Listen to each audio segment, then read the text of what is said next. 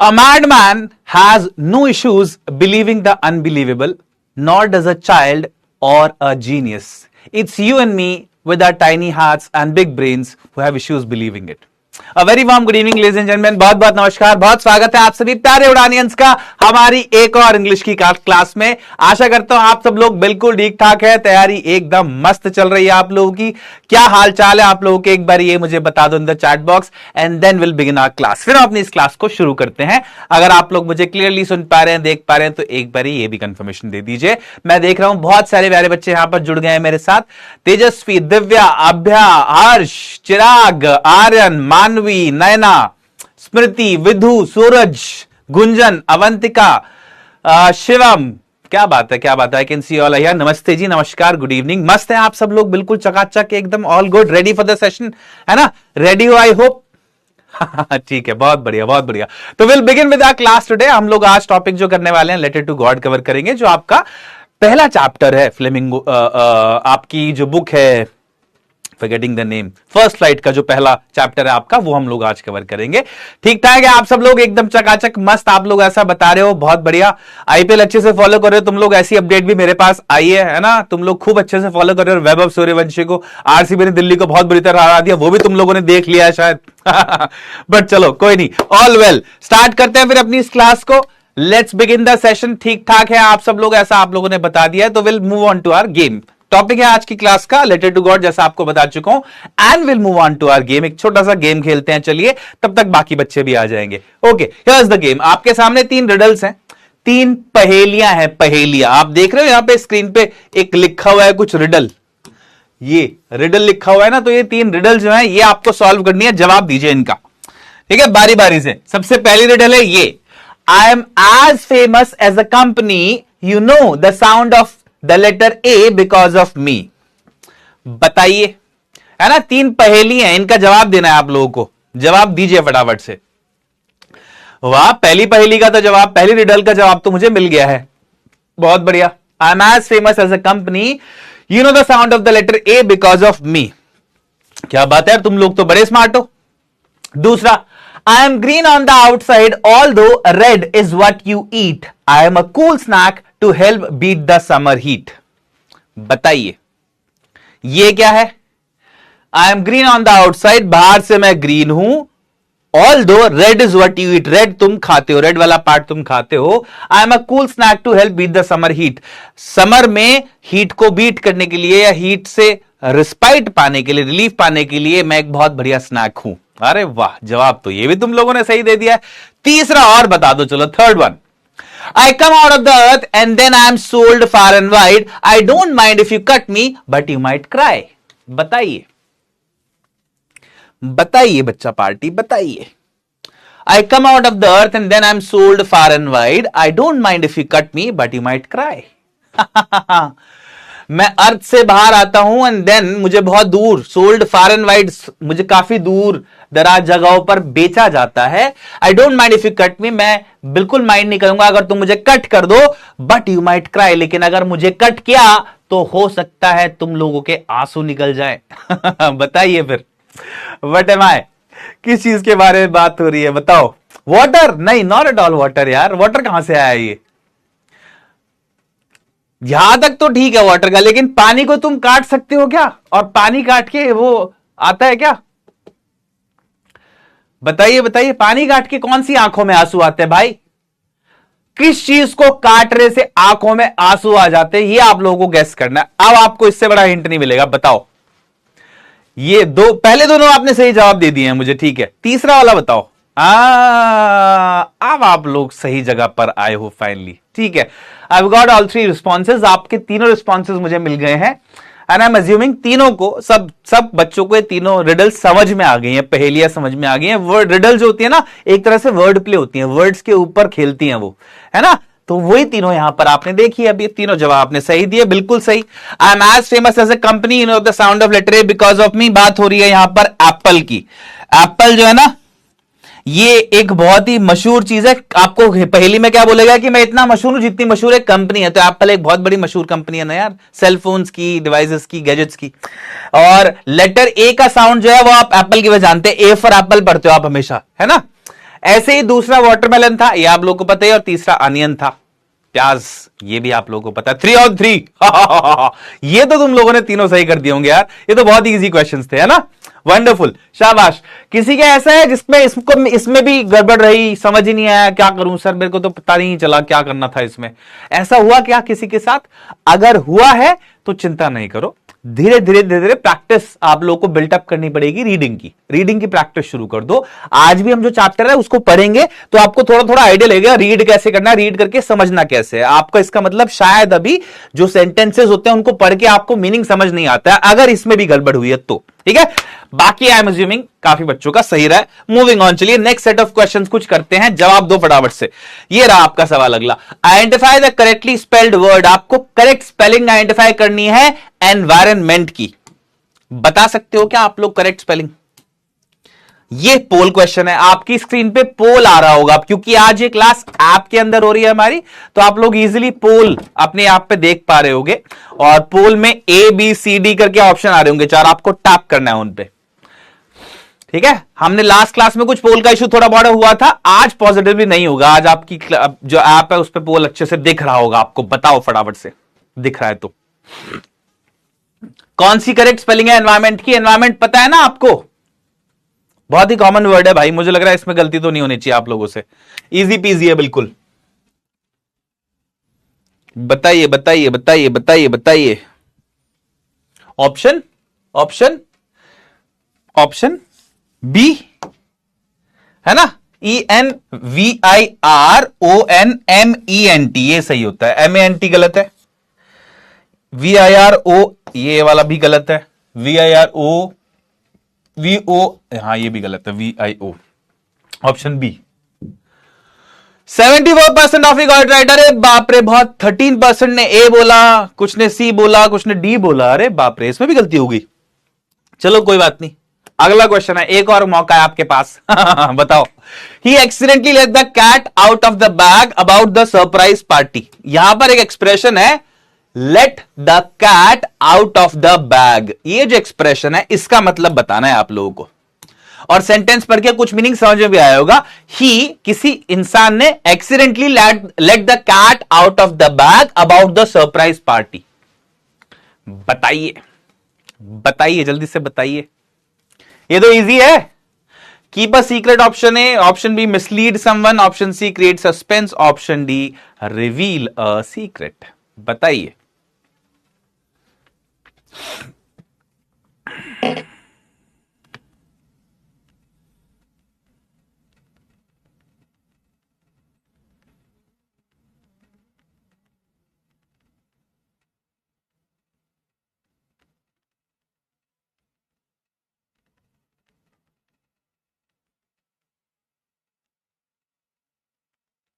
बताइए बताइए बताइए, easy peasy I am assuming. Correct answer है बच्चा party option A, keep a secret.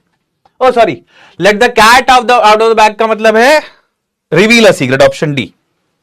Option D 67% of you got it right. इसमें थोड़ा सा गड़बड़ हुई बट ठीक है, एक बहुत ही अच्छा सा इडियोमैटिक एक्सप्रेशन है ये। Let the cat out of the bag कब बोला जाता है? ऐसा तब बोला जाता है जब गलती से आप कोई सीक्रेट रिवील कर दो। अभी कुछ दिन पहले क्या, आई थिंक 3 या 4 दिन पहले एक लॉन्च चल रहा था हमारा, उदय का लॉन्च था पॉसिबली वो, तो उसमें हमारे पास कुछ सरप्राइजेस थे जो हमको पीपीटी के बीच में रिवील करने थे, लेकिन मेरे को पता नहीं क्या लगा कि मैंने वो सरप्राइज एकदम से स्टार्टिंग में रिवील कर दिया। ठीक है, तो I let the cat out of the bag in the beginning itself. मैंने शुरुआत में ही कैट को बैग से बाहर निकाल दिया, सरप्राइज को रिवील कर दिया बाय चांस, बाय मिस्टेक, है ना। ये होता है एक सीक्रेट को रिवील कर देना जब बाय मिस्टेक, उसको आप बोलते हैं let the cat out of the bag. ये याद रखिएगा। आप लोग इन एक्सप्रेशंस को चाहो तो कहीं एक नोटबुक में लिख भी सकते हो, जो हमारे क्लास में करेंगे ऐसे, और वो यूज क्या करो फिर बोलते हुए भी लिखते हुए भी, आपकी भाषा और इंपैक्टफुल हो जाएगी उससे, है ना। जैसे एग्जाम्पल दूं, आपसे कोई बोले आई एम अनवेल, मेरी तबियत ठीक नहीं है, आपको समझ में आ जाएगा कि ठीक है यार तबियत ठीक नहीं है इसकी। आपसे कोई आके बोले लेकिन I am feeling under the weather, पहले तो आपको लगेगा यार ये बोलना क्या चाह रहा है, फिर आपको जब समझ में आएगा कि I am feeling under the weather का मतलब होता है कि मेरी तबियत ठीक नहीं है, तो आपको लगेगा यार इंग्लिश तो ये होती है भाई। ऐसा महसूस होगा ना एकदम से। तो when you begin to use अच्छे impactful words in your language while speaking और writing, it creates a different impact altogether, बहुत ही अच्छा इंपैक्ट पड़ता है उससे, ठीक है। तो यूज क्या करो अच्छे वर्ड्स को, एक्सप्रेशंस को। ओके, तो बच्चा पार्टी दोनों का जवाब आपने दे दिया है, एक बार स्टैंडिंग्स आप लोग ही देख लेते हैं। So who is the leading the charts? ओह, अरे ये पूरा फुल स्क्रीन क्यों नहीं हो रहा है भाई? आए, ऐसा क्यों हो रहा है ये?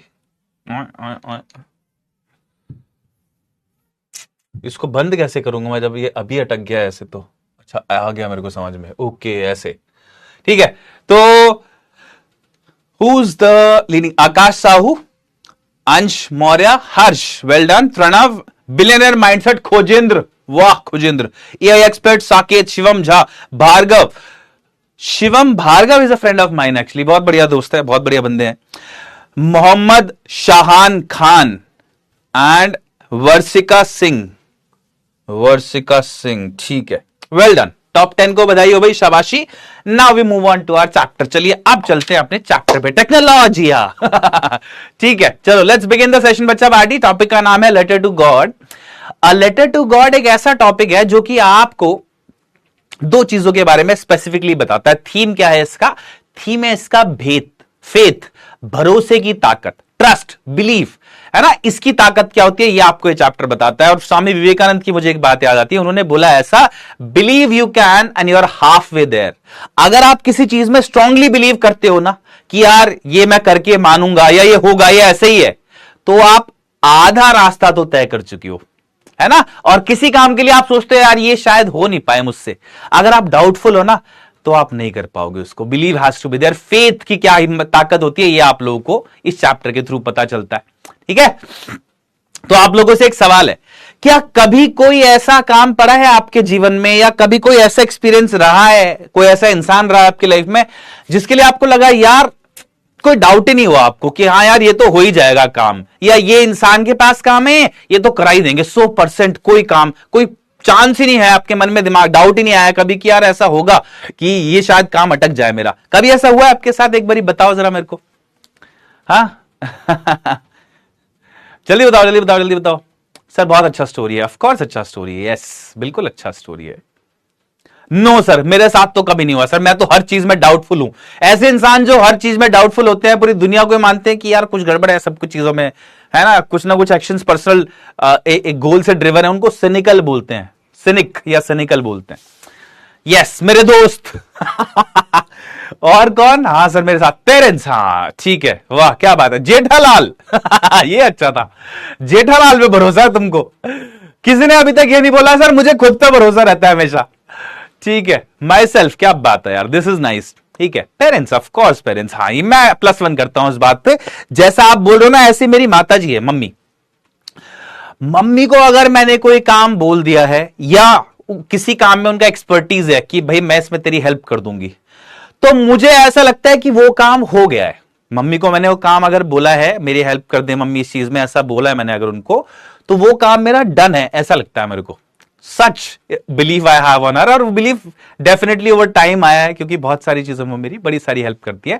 तो मम्मा, फ्रेंड, सिस्टर कोई बोल रहा है, कोई ब्रदर बोल रहा है, अपने सिबलिंग्स बोल रहा है, कोई पेरेंट्स बोल रहा है, कोई दोस्त लोग बोल रहा है। एक दोस्त भी है मेरे, इनफैक्ट 2-3 दोस्त हैं ऐसे, बट 2 तो हैं खास बिल्कुल, सौरभ और मोहित। वो दोनों ऐसे यार, उनको कोई काम बोला मैंने तो वो भी हो ही जाता है, मतलब अपने से ज्यादा भरोसा है मुझे उन पे, राइट। तो आई एम श्योर आपके लाइफ में भी ऐसे लोग होंगे। अब स्टोरी जो है उस पर वापस चलते हैं एक बारी, बात बिल्कुल सही है आप लोगों की। एक बार ये स्टोरी कंप्लीट करते हैं, उसके बाद आपको एक छोटा सा किस्सा और सुनाऊंगा, रामायण से, राम जी से जुड़ा हुआ एक किस्सा है, बड़ा मजेदार सी कहानी है, वो सुनाऊंगा चलो आपको। पर चलो सबसे पहले लेटर टू गॉड जो है जीएल फ्यूंटिस साहब ने लिखा है, इसके बारे में जानते हैं। एक स्टोरी है अबाउट फेथ, भरोसे की ताकत के ऊपर। फेथ मतलब होता है भरोसा, ट्रस्ट, ठीक है। एक ऐसी कहानी है जो कि एक किसान की स्टोरी को नरेट करता है। किसान का नाम है लांचो, अ फार्मर जिसका नाम है लांचो। और ये लांचो जो है ना, ये भगवान को एक लेटर लिख देता है। कब? जब इसकी फसल खराब हो जाती है, इसकी फसल डिस्ट्रॉय हो जाती है, तो ये भगवान को लेटर लिखता है मदद के लिए। ऐसा भरोसा है इसका। सोचो कि सीधा भगवान को लेटर लिख देता है।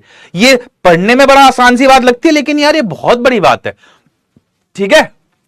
तो ये एक ऐसा इंसान है जो कि भगवान को रखता है अपने क्रॉप्स खराब होने पर। आपसे 2 सवाल पूछूंगा मैं चैप्टर के एंड पे, आपको दोनों का जवाब देना है। सबसे पहला, डज लांचोज लेटर रीच गॉड? क्या लांचो का लेटर भगवान तक पहुंचता है? पहला क्वेश्चन। और दूसरा, does God send him the money? क्या भगवान उसको पैसा भेज देते हैं? ये दोनों सवालों के जवाब आपको देने हैं, ठीक है? क्लास के एंड में आपसे पूछने वाला हूं मैं, ध्यान रखिएगा, याद रखिएगा ये, ठीक है? Let's begin. चलिए अब शुरू करते हैं। बिफोर यू बिगिन रीडिंग, आप लोगों को एक बहुत इंपॉर्टेंट बात ये बता दूं मैं कि जब भी आप रीडिंग करें उसका एक स्पेसिफिक तरीका होता है रीड करने का, और वो तरीका ऐसा होता है जिससे आपको चीजें साथ साथ समझ में भी आ रही होती हैं और याद भी हो जाती हैं अगर आप उस तरीके से पढ़ो तो। क्या तरीका होता है? तो एक छोटा सा एक्सप्रेशन टेस्ट आपको देता हूं। मान लो मुझसे कोई पूछे कि क्या हाल चाल है आपके, और मैं जवाब दूं, यार मैं तो बहुत ही बेकार हूं यार, मेरे को बुखार हो रहा है यार, कल से तबीयत खराब है मेरी बहुत ही खराब है यार, है एक ही एक्सप्रेशन। अब दूसरा देखो, आप मुझसे भी पूछे क्या हाल चाल है, मैं बोलूं यार मैं तो बहुत ही खुश हूं यार, इतना ज्यादा मजा आ रहा है मेरे को, अभी मैं क्या बताऊं तुमको, मैं तो बहुत ज्यादा खुश हूं, बहुत ज्यादा, मैं बस क्या बताऊं तुमको कितना खुश हूं मैं, है ना, खुशी से पागल हो रहा हूं मैं ये 2 रिएक्शन है। अब इन दोनों रिएक्शन में एक बहुत बड़ी गड़बड़ है। क्या? जो मैं बोल रहा हूं और जैसे मैं बोल रहा हूं उसमें एक बहुत ही बड़ा गैप है। क्या गैप है ना, व्हाट एंड हाउ जो है उसके बीच में गैप है। क्या? कि जो मेरे एक्सप्रेशन है चेहरे के वो बिल्कुल मैच नहीं कर रहे मेरे शब्दों के साथ, है ना। और ये अक्सर हमारे साथ होता है।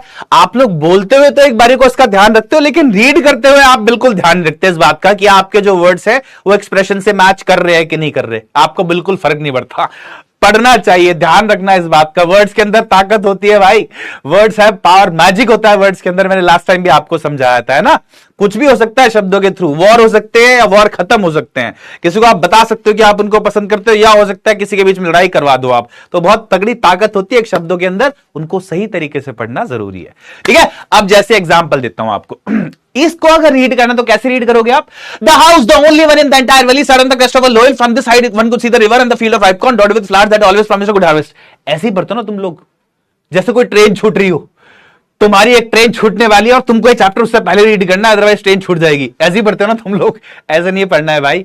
रिमेंबर कि जो भी एक्सप्रेशन आप पढ़ रहे हो, इवन अ कॉमा और अ हाइफन, सब कुछ रीड करना है पॉज के साथ जहां पर जरूरी है। देखो कैसे रीड करोगे। The house the only one in the entire valley sat on the crest of a low hill. अब फुल स्टॉप है यहां, तो फुल स्टॉप को कैसे पढ़ना, वहां पॉज देना, प्रॉपर पॉज दो, रुको वहां पर। From this height, one could see the river and the field of ripe corn dotted with the flowers that always promised a good harvest. है ना, इस तरीके से पढ़ो, ना बहुत ज्यादा तेज ना बिल्कुल स्लो, आराम से, ठीक है। अभी हम तो ये ध्यान रखना, रीडिंग की हैबिट आपको कैसे डालनी है, इस तरीके से डालनी है कि आप जो भी वर्ड पढ़ रहे हो उसका एक्सप्रेशन आए, और जो भी पंक्चुएशन मार्क्स है उनको भी आप रीड करो, ठीक है। अब चलो मैं आपको स्टार्ट कर रहा हूं अभी चैप्टर में स्टार्ट कर रहा हूं। मैं कुछ डिफिकल्ट वर्ड्स यहां पर जो है उनके मीनिंग लिख दूंगा साथ साथ। आपको क्या करना है, आपको अपनी बुक के अंदर उन सारे वर्ड्स को लिख लेना है। अपनी नोटबुक को एक पेंसिल के साथ अपने हाथ में रखिए, अभी जो भी मुश्किल वर्ड्स हैं उनको जरूर लिखिएगा, ठीक है। कुछ वर्ड्स मैं ओरली बता दूंगा, कुछ मैं लिखूंगा, आपको जो जरूरत है वो आप लोग लिख लो, ठीक है। मैं अब चैट थोड़ी देर के लिए रोक रहा हूं ताकि आपको समझा सकूं, फिर आपसे बीच में इंपुट लूंगा। Okay, the house the only one in the entire valley, तो यहां पर एक घर आपको दिख रहा है इस इमेज के through. The house the only one in the entire valley, valley होता है बच्चे घाटी। अब ये घाटी क्या होता है, तो पहाड़ों के बीच में जो प्लेन जगह होती है ना, उसको आप वैली बोलते हो, घाटी हिंदी में बोला जाता है उसको, ठीक है। तो माउंटेन के बीच में जो प्लेन जगह होती है उसको। Set on the crest of a low hill, crest मतलब क्या होता है, टॉप पार्ट ऑफ अ हिल, जो आप यहां पर देख भी रहोगे लिखा हुआ है। तो आप देख रहे हो ये पहाड़ों के बीच में एक जगह है, प्लेन जगह, इसमें एक छोटा सा पहाड़ है और इस छोटे से पहाड़ के टॉप पार्ट पे एक घर बना हुआ है। ये डिस्क्रिप्शन दिया गया है आपको एक किसान के, एक लांचो के घर का, ठीक है। अब जिस जगह एक घर बना हुआ है ना, लो हिल के टॉप पे, क्रेस्ट पर, from this height one could see the river and the field of ripe corn dotted with the flowers that always promised a good harvest. अब जिस हाइट पे घर बना हुआ है, वहां से from this height one could see the river, यहां से क्या क्या दिख रहा है, रिवर दिख रहा है आपको, and the field of ripe corn, और आपको क्या दिख रहा है, ये फील्ड दिख रहा है राइप कॉर्न का पूरा, ठीक है। फील्ड ऑफ राइप कॉर्न, कौन समझते हो, भुट्टा, ठीक है, तो भुट्टा जो होता है उसकी खेती करता था। राइप मतलब फुल्ली ग्रोन, डेवलप्ड, ठीक है, पूरे अच्छे से ग्रो हो चुका है ये। और डॉटेड मतलब क्या होता है, डॉटेड विद लिखा हुआ है। डॉटेड विद मतलब बीच बीच में डिस्पर्स्ड, या बीच बीच में यहां पर क्या है, डॉटेड विद फ्लावर्स है। तो ये जो राइप कॉर्न का फील्ड है पूरा, इसके बीच बीच में फ्लावर्स भी हैं। डॉटेड विद बोला गया इसलिए। डॉटेड विद मतलब कवर्ड विद इन बिटवीन, ठीक है। तो क्या मतलब है यहां पर पूरा, मैं भी स्लो चल रहा हूं ताकि आप पेस पिक कर लो, उसके बाद फिर मैं थोड़ा तेज चलने लगूंगा। फ्रॉम दिस साइड, इस साइड से जहां पर इसका घर था, one could see the river, एक कोई भी अगर इंसान है तो वो रिवर देख सकता है, and the field of ripe corn, और वो राइप कॉर्न का फील्ड भी देख सकता है। राइप मतलब पका हुआ, कॉर्न मतलब भुट्टा। डॉटेड विद द फ्लावर्स, और बीच बीच में वहां पर फ्लावर्स भी थे, इस खेत के बीच में फ्लावर्स भी उग गए थे बीच बीच में। That always promised a good harvest. Harvest मतलब होता है उपज या फसल, फसल या उपज, ठीक है। अब ये जो फ्लावर्स थे ना बीच बीच में डॉटेड विद फ्लावर्स जो लिखा हुआ है, ये किस बात का इंडिकेशन है, ये इस बात का इंडिकेशन है कि यहां पर अच्छी फसल आने वाली है। फ्लावर्स अगर होते हैं ऐसे किसी राइप कॉर्न के बीच में, किसी कॉर्न के फील्ड के बीच में अगर फ्लावर्स ऐसे उगे होते हैं, तो वहां से क्या समझ में आता है कि वहां पर अच्छी फसल होने वाली है, ठीक है, अच्छी उपज मिलने वाली है, ठीक है। The only thing the earth needed was a downpour और एटलीस्ट अ शार। बस एक चीज की कमी थी, वही जो हर एक किसान को लगती है कमी, क्या? The only thing that the earth needed, earth मतलब ये जो सॉइल, जो मिट्टी थी इस खेत की, उसको बस क्या चीज की जरूरत थी? अ डाउनपोर। डाउनपोर मतलब हैवी रेनफॉल, और एटलीस्ट अ शार, शार मतलब लाइट रेनफॉल, हल्की बारिश। तो क्या बोला गया यहां पर? ये बोला गया है कि भाई इकलौती चीज जो कमी थी, मतलब इस कॉर्न के फील्ड में अच्छी फसल आने के लिए, वो क्या कमी थी? इकलौती चीज जो जरूरत थी वो तो था, वाज अ डाउनपोर। डाउनपोर मतलब हैवी बारिश, और एटलीस्ट अ शार, या कम से कम हल्की बहुत बारिश, कुछ तो आ जाए। Throughout the morning, Lancho, who knew his fields intimately, intimately मतलब closely, पूरे दिन, throughout the morning, पूरी सुबह, Lancho, who knew his fields intimately, had done nothing else but see the sky towards the northeast. अब Lancho जो है ना, एक किसान है, उसको ये पता है कि यार मेरे खेत में फसल अच्छी हो जाएगी, बस बारिश आ जाए एक बारी। तो पूरे दिन, थ्रू आउट द मॉर्निंग, सुबह से ही, मॉर्निंग से ही लांचो देख रहा था। लांचो who knew his fields intimately, जो अपने खेत को, फील्ड मतलब खेत को अच्छे से, क्लोजली, इंटीमेटली जानता था। हैड डन नथिंग एल्स, उसने और कुछ नहीं किया। क्या किया उसने? बस but see the sky towards the north east, बस वो आकाश देख रहा था, नॉर्थ ईस्ट की तरफ देख रहा था आकाश को, कि शायद आज बारिश आ सकती है, मौसम लग रहा है मेरे को ऐसा, आ सकती है, शायद आ सकती है। ऐसे बैठा हुआ था और अंदाजा लगा रहा था कि क्या होगा, ठीक है। पहले मुझे बताओ, ये ठीक है जो पेस हम चल रहे हैं, जिस पेस से, वो समझ में आ रहा है? ये बताओ फटाफट से। यस, क्लियर है, इजी पीजी। हाँ, चलते रहे ऐसे ही हम लोग। थम्स अप दो, ध्यान से पढ़ना, क्योंकि मैंने बीच बीच में क्वेश्चंस इंसर्ट किए हुए हैं, ठीक है। तो ध्यान से पढ़ना, जो मैं बता रहा हूं मीनिंग्स नोट करते रहो, ठीक है। अब ये चैप्टर आपको बड़ी स्ट्रांगली, अगर आप में से किसी का बैकग्राउंड रहा है खेती का, किसानी का, मेरे दादाजी वाज अ फार्मर, तो मैं इसको बड़ा रिलेट करता हूं चैप्टर को। एक फार्मर की लाइफ में कितने सारे प्रॉब्लम्स होते हैं, और लगभग हर प्रॉब्लम लीड करता है उनकी फसल खराब करने के लिए। बारिश नहीं हुई तो फसल खराब हो जाएगी, बारिश ज्यादा हो गई तो फसल खराब हो जाएगी, कीड़ा लग गया तो फसल खराब हो जाएगी, कोई मशीन नहीं आई टाइम पे, बीज नहीं डाला टाइम पे, कुछ और गड़बड़ हो गई, पानी कम हो गया या पानी ज्यादा हो गया, उससे फसल खराब हो जाएगी। मतलब इतने सारे पॉसिबिलिटीज होते हैं कि आपको लगता है कि यार किसान की लाइफ कितनी डिफिकल्ट है, और वो क्या क्या इकोनॉमिकल चैलेंजेस फेस करता है, ये आप लोग देखोगे इसमें, ठीक है। तो अगर आप लोग एक किसान की फैमिली से बिलोंग करते हो, तो आपको पक्का रिलेटेड महसूस होगा। ये कोई बोल रहा है यस सर मैं हूं सर, मैं तो आज भी करता हूं खेती, क्या बात है यार, वाह, आई कैन रिलेट टू। ठीक है, चलो आगे मूव करते हैं फिर, ठीक है। आगे देखो फिर जो इमेजेस आई बिलीव आपको ये थोड़ा इंटरेस्टिंग लगेगी और आपको चैप्टर अच्छा लगेगा उससे।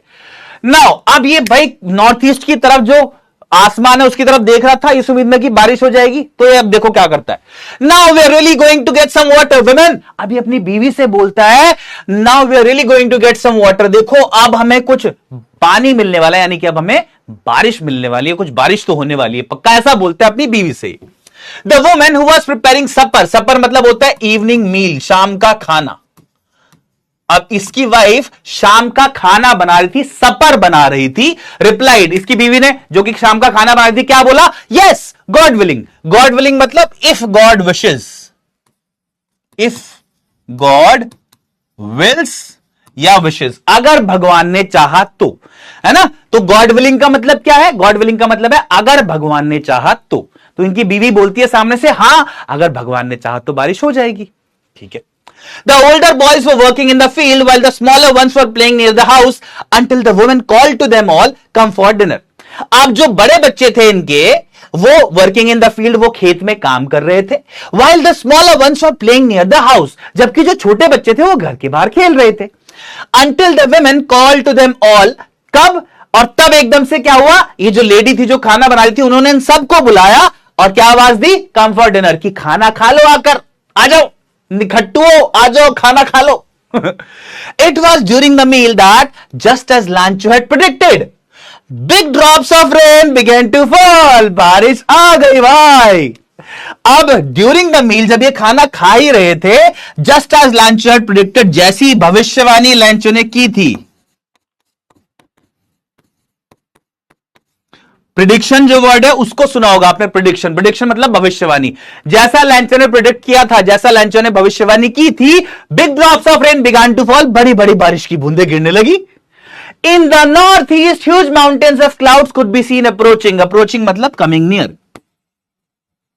अब बारिश हो रही थी और उस वक्त भी लैंचो जब आकाश की तरफ देख रहा था कुछ नोटिस करता है, क्या नोटिस करता है, नॉर्थ ईस्ट दिशा में ह्यूज माउंटेन्स, बहुत बड़े बड़े पहाड़ जैसे बादल, clouds, could be seen approaching, ऐसा लग रहा था वो इनकी तरफ आ रहे थे, यानी कि काले बादल और बड़े बड़े इनकी तरफ अभी भी आ रहे थे बारिश होने के बावजूद।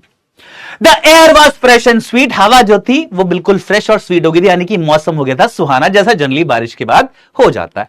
आगे देखो, the man went out for no other reason than to have the pleasure of feeling the rain on his body, and when he returned he exclaimed, these aren't raindrops falling from the sky, they are new coins, the big ones are 10-cent pieces and the little ones are 5s।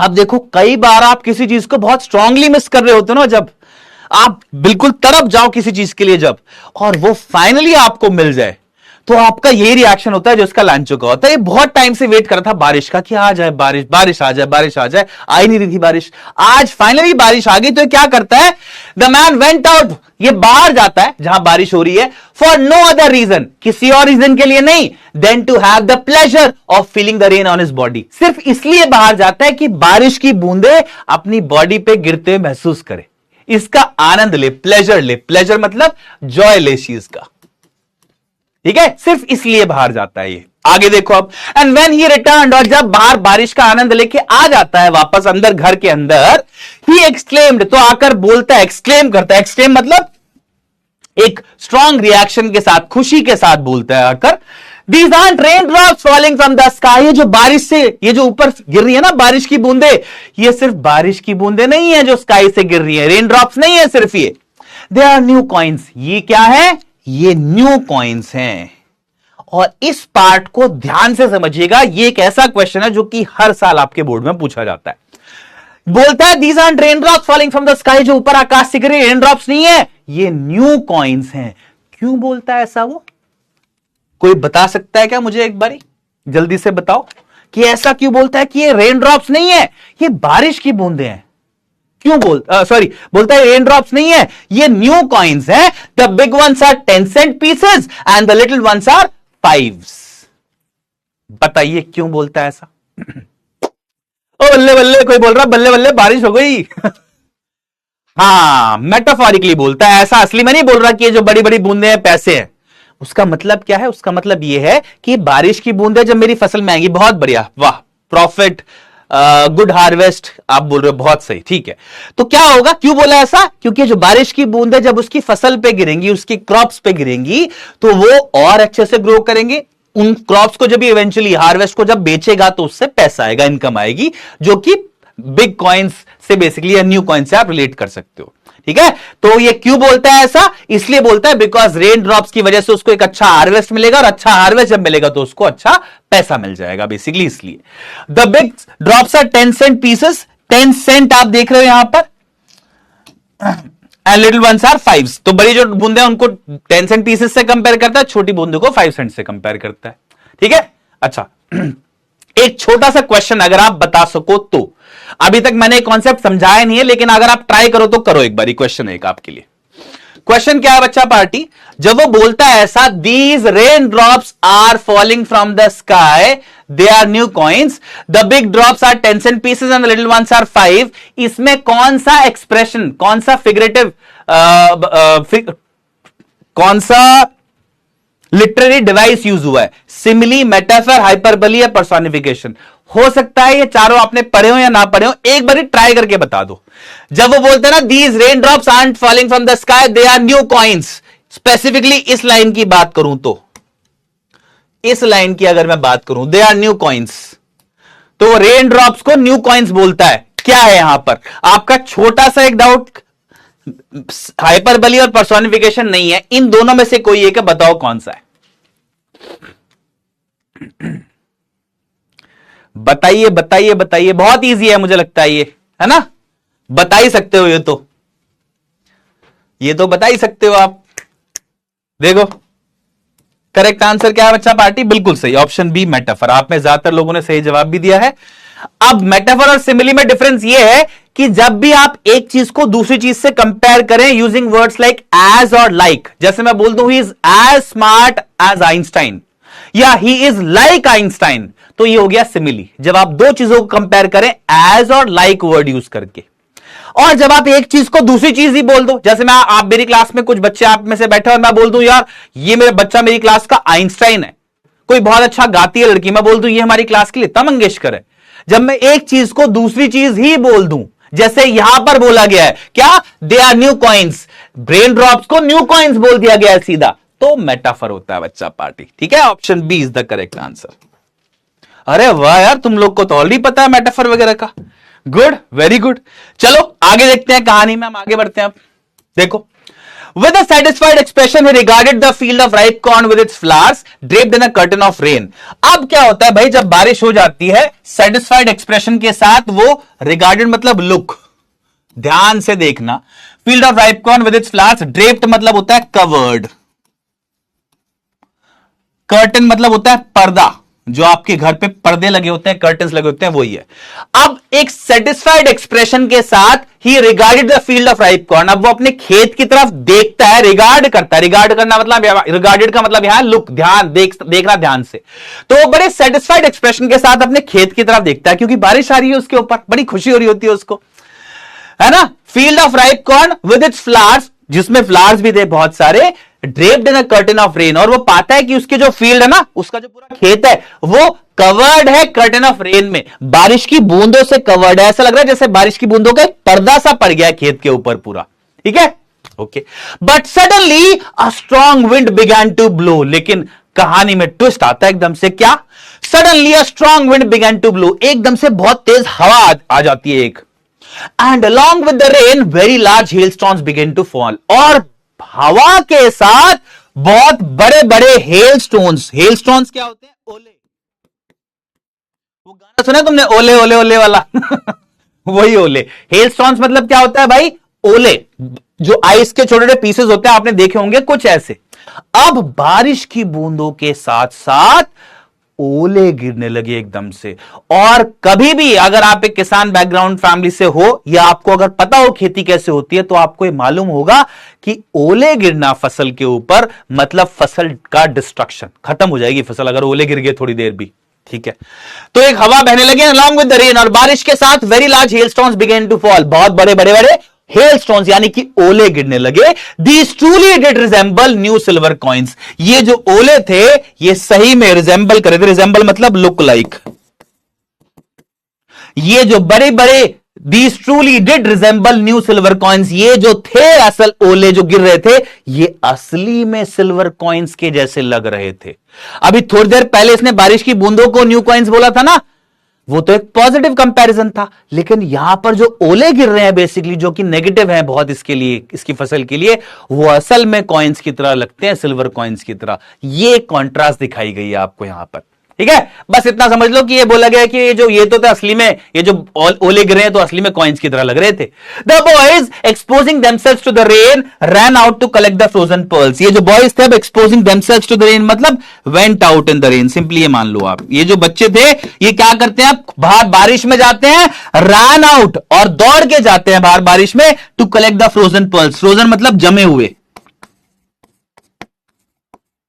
IC, pearls मतलब मोती। ये जो बच्चे थे ये बाहर इन जमे हुए मोतियों को लेने के लिए जाते हैं। अब पर्ल्स क्यों बोला गया, क्योंकि जो आइस के छोटे गोले होते हैं ना, ये ओले जो होते हैं बेसिकली ये बिल्कुल मोती की तरह लगते हैं, ठीक है। फिर थोड़ी देर में पिघल जाते हैं, तो ये जमे हुए पर्ल्स को कलेक्ट करने के लिए बाहर लड़के बच्चे चले गए, ऐसे जैसे आप इमेज में देख रहे हो, ठीक है। छोटे बच्चों को मजा आता है खेलने में, इसलिए। अब इसकी हालत खराब हो रही है किसान की कि यार पूरे साल मेहनत करी इस फसल पे, बारिश भी आ गई, देखो किस्मत देखो, काम भी हो गया जो चाहिए, लेकिन फिर एकदम से ओले आ गए। ये तो बहुत बड़ी गड़बड़ हो गई यार। Anyway, it's really getting bad now, exclaimed the man. अब ये लांचो बोलता है कि यार ये बहुत ही बुरी सिचुएशन हो रही है धीरे धीरे, अब इट्स गेटिंग बैड, बुरा चल रहा है, अब ये ठीक नहीं हो रहा है। I hope it passes quickly. I hope ये जो ओला वृष्टि हो रही है, हेल स्टॉर्म जो है, वो जल्दी से पास कर जाए, निकल जाए यहां से, लीव कर जाए। It did not pass quickly, लेकिन जैसा आप चाहते हो वैसा तो नहीं होता कभी, है ना। आप बड़े स्ट्रांगली चाहते हो कि सिचुएशन में कि ऐसा हो जाए, लेकिन वैसा तो नहीं होगा। एक Zakir Khan stand up comedian है, बड़ी अच्छी बात बोलते हैं वो बोलते हैं अगर आप आज चाहते हो ना कि मुझे एक शर्ट मिल जाए अच्छी सी, कहीं जाना है मेरे को, तो ये तो पक्की बात है, जिंदगी का नियम है कि आज तो शर्ट नहीं मिलेगी। वो हो सकता है कल मिले, परसों मिले, लेकिन आज तो नहीं मिलेगी, क्योंकि आपने चाहा है ना, आज तो नहीं मिलेगी। और हो सकता है कल या परसों आपको जब वो शर्ट चाहिए थी, जो एक दिन पहले 2 दिन पहले, वो मिल जाए, तब आपको उसकी जरूरत ना हो। क्यों? क्योंकि हो सकता है कोई नया कोट आपका इंतजार कर रहा हो, राइट। तो आगे की बात है, खैर वो, बट इतना समझो अभी कि भाई फॉर एन आवर ये it did not pass quickly, वो रेन, ये जो हेल स्टॉर्म है, पास नहीं हुई, वहां से नहीं गुजरी। For an hour the hell rained on the house. 1 घंटे तक लगातार ये जो हेल थी, हेल मतलब ये ओलावृष्टि, ये जो ओले के साथ बारिश मिक्स्ड है, इसको बोलते हैं हेल। ये लगातार गिरती रही घर पे, the garden, the hillside, hill का जो किनारा है उस पे, and the cornfield, on the whole valley, पूरी घाटी पे लगातार 1 घंटे तक ओलावृष्टि होती रही, ओले गिरते रहे बारिश के साथ। The field was white as if covered with salt. पूरा खेत जो है ना वो सफेद हो गया था ओले गिरने की वजह से। पूरे फील्ड पे ओले गिरे थे, तो पूरा फील्ड जो था ना वो सफेद हो गया था। ऐसा लग रहा था फील्ड को देख के जैसे सॉल्ट से, नमक से कवर्ड हो। क्यों? क्योंकि ओले सफेद कलर के होते ना, पूरी फील्ड पे गिरे थे और 1 घंटे तक। Not a leaf remained on the trees. एक भी लीफ, एक भी पत्ती पेड़ ऊपर नहीं बची। The corn was totally destroyed. जो कॉर्न था वो कंप्लीटली डिस्ट्रॉय हो गया। जो फसल थी, यानी कि जो भुट्टा का फसल थी, क्रॉप था, वो कंप्लीटली डिस्ट्रॉय हो गया। The flowers were gone from the plants. जो प्लांट्स के ऊपर फ्लावर्स लगे हुए थे, जो कि इंडिकेट कर रहे थे कि अच्छी फसल आएगी, वो भी चले गए थे। यानी कि अब तो कोई चांस नहीं था कि अच्छी फसल आएगी। पूरी फसल डिस्ट्रॉय हो गई थी, सब कुछ खराब। Lencho soul was filled with sadness. ये जो लांचो था ना बेचारा, इसकी आत्मा दुखी होगी एकदम से। His soul was filled with sadness, मतलब बहुत ही परेशान हो गया ये। When the storm had passed, he stood in the middle of the field. जब storm गुजर गई तो फील्ड के बीच में आकर खड़ा हुआ। And said to his sons, और अपने बच्चों से बोला इसने, A plague of locusts would have left more than this. The hail has left nothing. This year will have no corn. इसने क्या बोला अपने बच्चों से कि अगर लोकस्ट मतलब होता है इंसेक्ट, प्लेग मतलब ग्रुप या स्वॉर्म, अगर इंसेक्ट्स का एक ग्रुप आकर अटैक कर देता ना हमारे खेत पर, और होता है अक्सर ऐसा, खेती बाड़ी में कीड़ा लग जाता है, इंसेक्ट लग जाते हैं कई बार फसल पे, तो ये बोल रहा है कि अगर एक इंसेक्ट का ग्रुप आके अटैक करता हमारे इस फसल पर, तो शायद कुछ बच जाता। They would have left more, लेकिन ये जो ओलावृष्टि है इसकी वजह से कुछ नहीं बचा है. The hail has left nothing. This year will have no corn. इस साल हमें कोई भी कॉर्न, कोई भी फसल, कोई भी क्रॉप नहीं मिलेगा. That night was a sorrowful night. ये जो रात थी बहुत ही सोरोफुल थी. सोरोफुल मतलब दुखदाई, बहुत ही दुखद रात थी. All our work for nothing. हमारी पूरी मेहनत वेस्ट हो गई. There is no one who can help us. कोई हमारी मदद नहीं कर सकता. Will all go hungry this year. इस साल तो हम भूखे रहेंगे पूरे साल.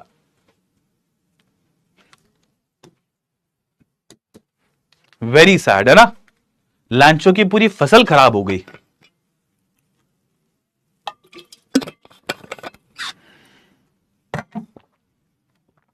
हो गई ना, पूरी फसल ही बर्बाद हो गई बेचारे की.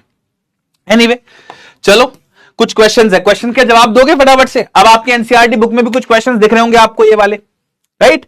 इन क्वेश्चन के जवाब दो, फिर स्टोरी को कंटिन्यू करते हैं आगे. मैंने पोल की फॉर्म में रखे हुए क्वेश्चंस भी. What did लांचो hope for. लांचो किस चीज की उम्मीद कर रहा था, बताइए, जल्दी से बताइए फटाफट से. है ना, बहुत बुरा लग रहा है लांचो के लिए इस वक्त. हमको बहुत दुख होता है सिचुएशन में देख के किसी को. तो what did he hope for. A good harvest without any rain, a downpour or at least a shower, a new house on the hill, help from his neighbors. सोच के जवाब देना भाई, है ना, सोच के जवाब देना प्लीज. जो भी जवाब आप दो, सोच के जवाब दीजिएगा.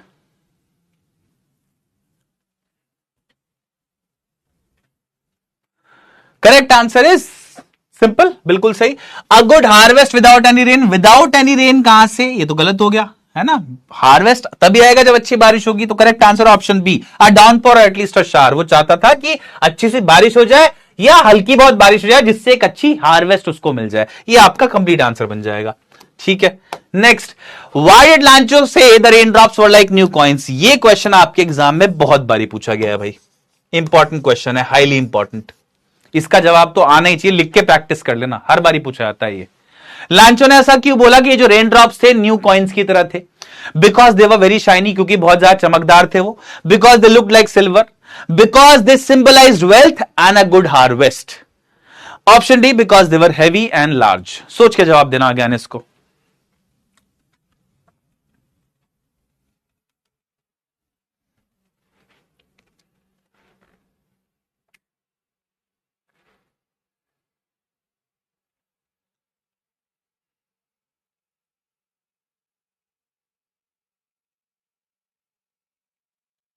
Correct answer is option C, क्योंकि ये सिंबलाइज करते थे वेल्थ और गुड हार्वेस्ट. वेल्थ मतलब पैसा, संपदा, समृद्धि, है ना. Option C is the correct answer.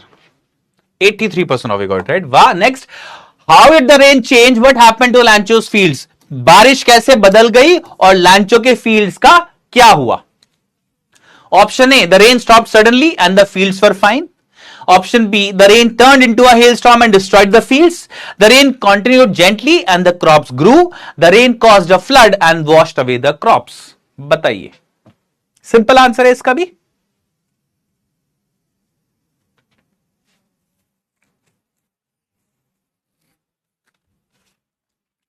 Correct answer is option, क्या हुआ भाई, how did the rain change. Rain कैसे बदली, और लांचो की फील्ड का क्या हुआ. ये जवाब आपको दो जवाब देने हैं ना, तो दोनों का आंसर सोचिए किसमें करेक्ट तरीके से पुट अप किया गया, किस ऑप्शन में. ऑप्शन बी, बिल्कुल सही. Option B. ठीक है, बहुत बढ़िया, शाबाश. 92% ऑफ यू गॉट राइट यार. Next. What were Lencho's feelings when the hail stop. जब ये हेल स्टॉर्म रुक गई तो लांचो की क्या फीलिंग्स थी, फटाफट से बताइए भाई. आगे चलते हैं फिर उसके बाद. इतना इजी कोई बोल रहा है, इतना इजी पीजी. अच्छा है, आपको इजी लग रहा है तो बहुत बढ़िया. लांचो की फीलिंग्स क्या थी जब हेल स्टॉर्म रुक गई तो. He was happy and hopeful. He was indifferent and unaffected. He was relieved and optimistic. He was sad and filled with despair. Correct answer is option. Option.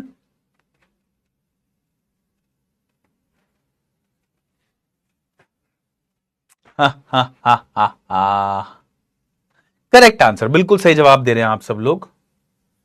Option D indifferent. यहां पर आपको एक word दिख रहा होगा, he was indifferent. Indifferent मतलब होता है अनकंसर्न्ड, जब आपको चिंता ही ना हो जो हो रहा है उसकी, कोई फर्क ही ना पड़े आपको, है। रिलीव्ड एंड ऑप्टिमिस्टिक, ऑप्टिमिस्टिक मतलब होपफुल, पॉजिटिव, आशावादी। Option D is the correct answer. Filled with despair, despair मतलब होता है सैडनेस, डिसअपॉइंटमेंट, होपलेसनेस। वाह, बहुत बढ़िया भाई, करेक्ट आंसर, बिल्कुल सही जवाब। सब लोगों ने बढ़िया जवाब दिए हैं। स्टैंडिंग्स देख लें आप लोग एक बार अपनी स्टैंडिंग्स है बच्चा पार्टी क्या। तो माइंडसेट खोजेंद्र बिलियनर, ओहो वाह, Yash Yadav and Harsh. Then you have Bhargav, Shivam Jha, समझा, Shikhar Kaushik, Ayushi Kumari and Priyanshi. And then you have one more as well, Ayush Kumar Verma. Well done भाई, टॉप 10 को बधाई हो, शाबाशी। अरे ये फिर ऐसी हो गया यार, क्या गड़बड़ चल रही है इसमें कुछ। चलो नंदलेस आगे चलते हैं आप, ठीक है, आगे बढ़ते हैं, ध्यान से देखो, फटाफट देखते हैं आप। But in the hearts of all who lived in that solitary house in the middle of the valley there was a single hope, help from God. Solitary मतलब होता है लोनली। अभी थोड़ी देर पहले आपको बताया गया ना कि पूरी फैमिली जो वहां रहती थी उनके मन में कोई उम्मीद नहीं थी, बस सब बिल्कुल नाउम्मीद हो गए थे, बहुत दुखी हो गए थे। तो अब आगे बोला गया, but in the hearts of all who lived in that solitary house, जितने भी लोग उस सॉलिटरी अकेले घर में, उस अकेला घर क्यों बोला गया इसको, उस वैली में, in middle of the valley, ये जो घाटी थी इसमें अकेला घर था ना, इस घाटी के अंदर जो अकेला घर था उसके अंदर जितने भी लोग रह रहे थे उनके मन में एक ही उम्मीद थी, there was a single hope. क्या उम्मीद थी? हेल्प फ्रॉम गॉड, की भगवान से मदद आएगी यार, है ना, भगवान मदद करेंगे हमारे। Don't be so upset even though this seems like a total loss, remember no one dies of hunger, that's what they say, no one dies of hunger.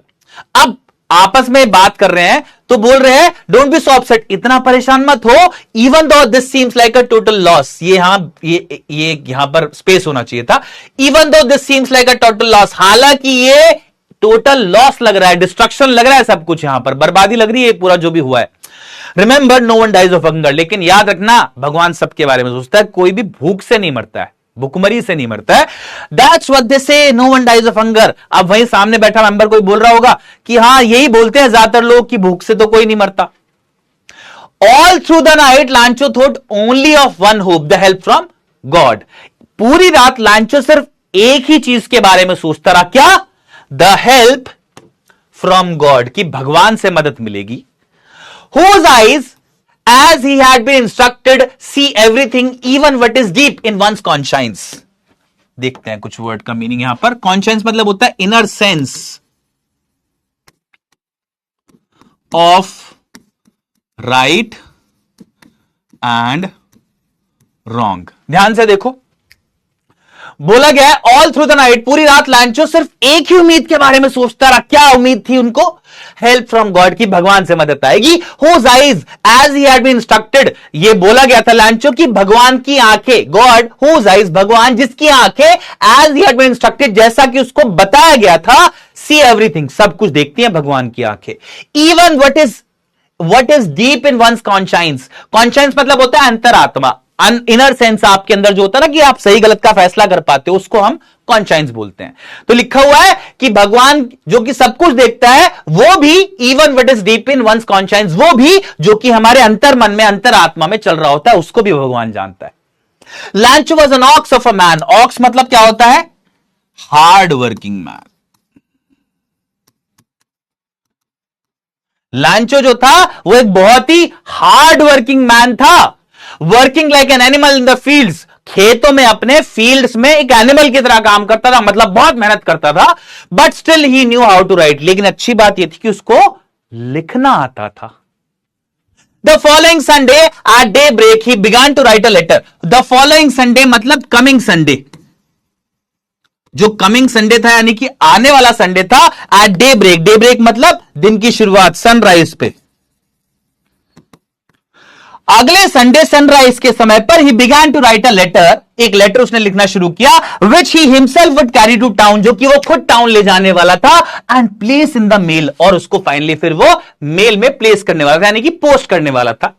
It was nothing less than a letter to God, वो जो letter था वो एक letter to God था, उससे कम कुछ भी नहीं था। वो उसमें क्या लिखा था उसने, देखो, गॉड ही रॉट, उसमें लिखा था उसने, भगवान, if you don't help me, my family and I will go hungry this year.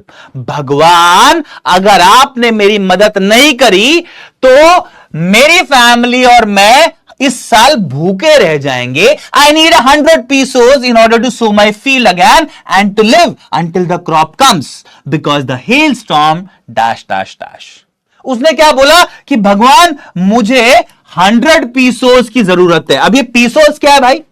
तो पीसोस, क्योंकि ये स्टोरी बेस्ड है लैटिन अमेरिकन कंट्रीज में। जीएल फ्यूंटेस जो राइटर हैं वो उस कंट्री से बिलोंग करते हैं जो लैटिन अमेरिकन कंट्रीज है ना, मैक्सिको, कोलंबिया, क्यूबा, ब्राजील, ये सारी कंट्री जो आसपास है ना, वहां पर जो करेंसी है वो ये है, पीसोस है। ठीक है, तो इसलिए पीसोस बोला है यहां पर। लेटर में वो क्या लिखता है? आई नीड 100 pesos। भगवान मुझे 100 pesos की जरूरत है। क्यों? In order to sow my field, ताकि मैं अपने फील्ड को फिर से सो कर सकूं। सो मतलब बोना, फिर से जो भी वहां पर बीज डालना है वो फसल लगा सकूं, मतलब फिर से ये मतलब है। In order to sow my field, ताकि मैं फिर से अपना खेत में फसल लगा सकूं। And to live until the crop comes, और जब तक पूरी फसल ना आ जाए तब तक मैं अपना गुजर बसर कर सकूं। ठीक है, बिकॉज द हेल स्टॉर्म, क्योंकि हेल स्टॉर्म ने सब कुछ, भगवान आपको पता ही है क्या किया हेल स्टॉर्म ने। He wrote to God on the envelope. अब इसने क्या किया? इस भगवान के बंदे ने ये लेटर लिखा, लेटर को एनवेलप के अंदर डाला, और एनवेलप पे एड्रेस पता है क्या लिखा? To God on the envelope, put the letter inside, letter को अंदर डाला, एंड स्टिल ट्रबल्ड, अभी भी ट्रबल्ड यानी कि अभी भी थोड़ा परेशान था वो। ट्रबल्ड मतलब परेशान, concerned. Went to town, town गया, शहर गया। At the post office, post office पे पहुंचा। He placed a stamp on the letter, उसने एक लेटर पे स्टैंप लगाई अपने, and dropped it into the mail box, और उसको मेल बॉक्स में डाल दिया, यानी कि लेटर को पोस्ट कर दिया। भगवान के लिए जो लेटर था। One of the employees who was a postman and also helped at the post office went to the boss laughing heartily. Heartily मतलब होता है loudly. And showed him the letter to God. अब post office में एक employ था जो कि एक पोस्टमैन था, एंड वहां पर हेल्प भी क्या करता था पोस्ट ऑफिस में। वो वेंट टू हिज बॉस, वो अपने बॉस के पास गया, यानी कि पोस्ट मास्टर साहब के पास गया।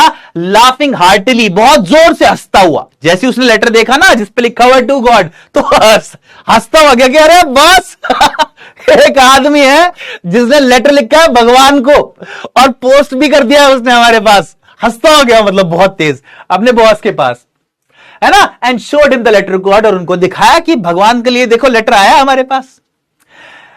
Never in his career as a postman had he known that address. अपने करियर में, अपने पूरे करियर में एज अ पोस्टमैन इसने ये वाला एड्रेस आज तक नहीं देखा था, किस लेटर पे लिखा हुआ, पहली बार देखा था इसने। इसको लगा पता नहीं कौन कार्टून आया भाई, भगवान को लेटर लिख दिया उसने, कौन है पता नहीं है। The post master, a fat amiable fellow, also broke out laughing, but almost immediately he turned serious and tapping the letter on his desk commented, "What faith? I wish I had the faith of the man who wrote this letter, starting up a correspondence with God." क्या मतलब है देखो। The post master, a fat, amiable मतलब होता है friendly, ये देखो यहां लिखा होगा, अ फ्रेंडली एंड प्लेजेंट इंसान, एक ऐसा इंसान जो कि मिलनसार हो, सबसे बातचीत करे, अच्छे से मिले सबसे। तो ये पोस्ट मास्टर था, थोड़ा सा मोटा सा था, जैसे इमेज में देख रहे हो। एमिएबल यानी कि फ्रेंडली, मिलनसार इंसान था, फेलो मतलब इंसान, person. Also broke out laughing, वो भी हंसने लगा एकदम से इसको देखकर। सबसे पहले तो इसका रिएक्शन पहला क्या था, लेटर को देख के हंसने लगा ये भी। बट ऑलमोस्ट इमीडिएटली, लेकिन लगभग तभी जब ये हंसना शुरू किया ना इसने, एकदम से ही टर्न्ड सीरियस, एकदम से थोड़ा सीरियस हो गया, गंभीर हो गया। And typing the later on his desk, और इसने लेटर पकड़ा और उसको ऐसे बेंच पे मारा अपने सामने, ऐसे टैप करने लगा उसको, है ना, ऐसे अपने बेंच पे मारा सामने। कमेंटेड, और कमेंट किया, व्हाट फेथ, क्या भरोसा है यार इस इंसान का। फेथ मतलब भरोसा, ट्रस्ट, कि क्या भरोसा है यार ये। I wish I had the faith of the man who wrote this letter, बोलता है काश, आई विश, काश मेरे अंदर भी ऐसा भरोसा होता जैसा भरोसा इस इंसान, इस लेटर को लिखने वाले इंसान के अंदर था। क्यों बोला ऐसा उसने? Starting up a correspondence with God, कि ये कौन अल्लाह का बंदा है यार जिसने भगवान से ही कॉरेस्पॉन्डेंस शुरू कर दिया। कॉरेस्पॉन्डेंस मतलब return communication, letter exchange.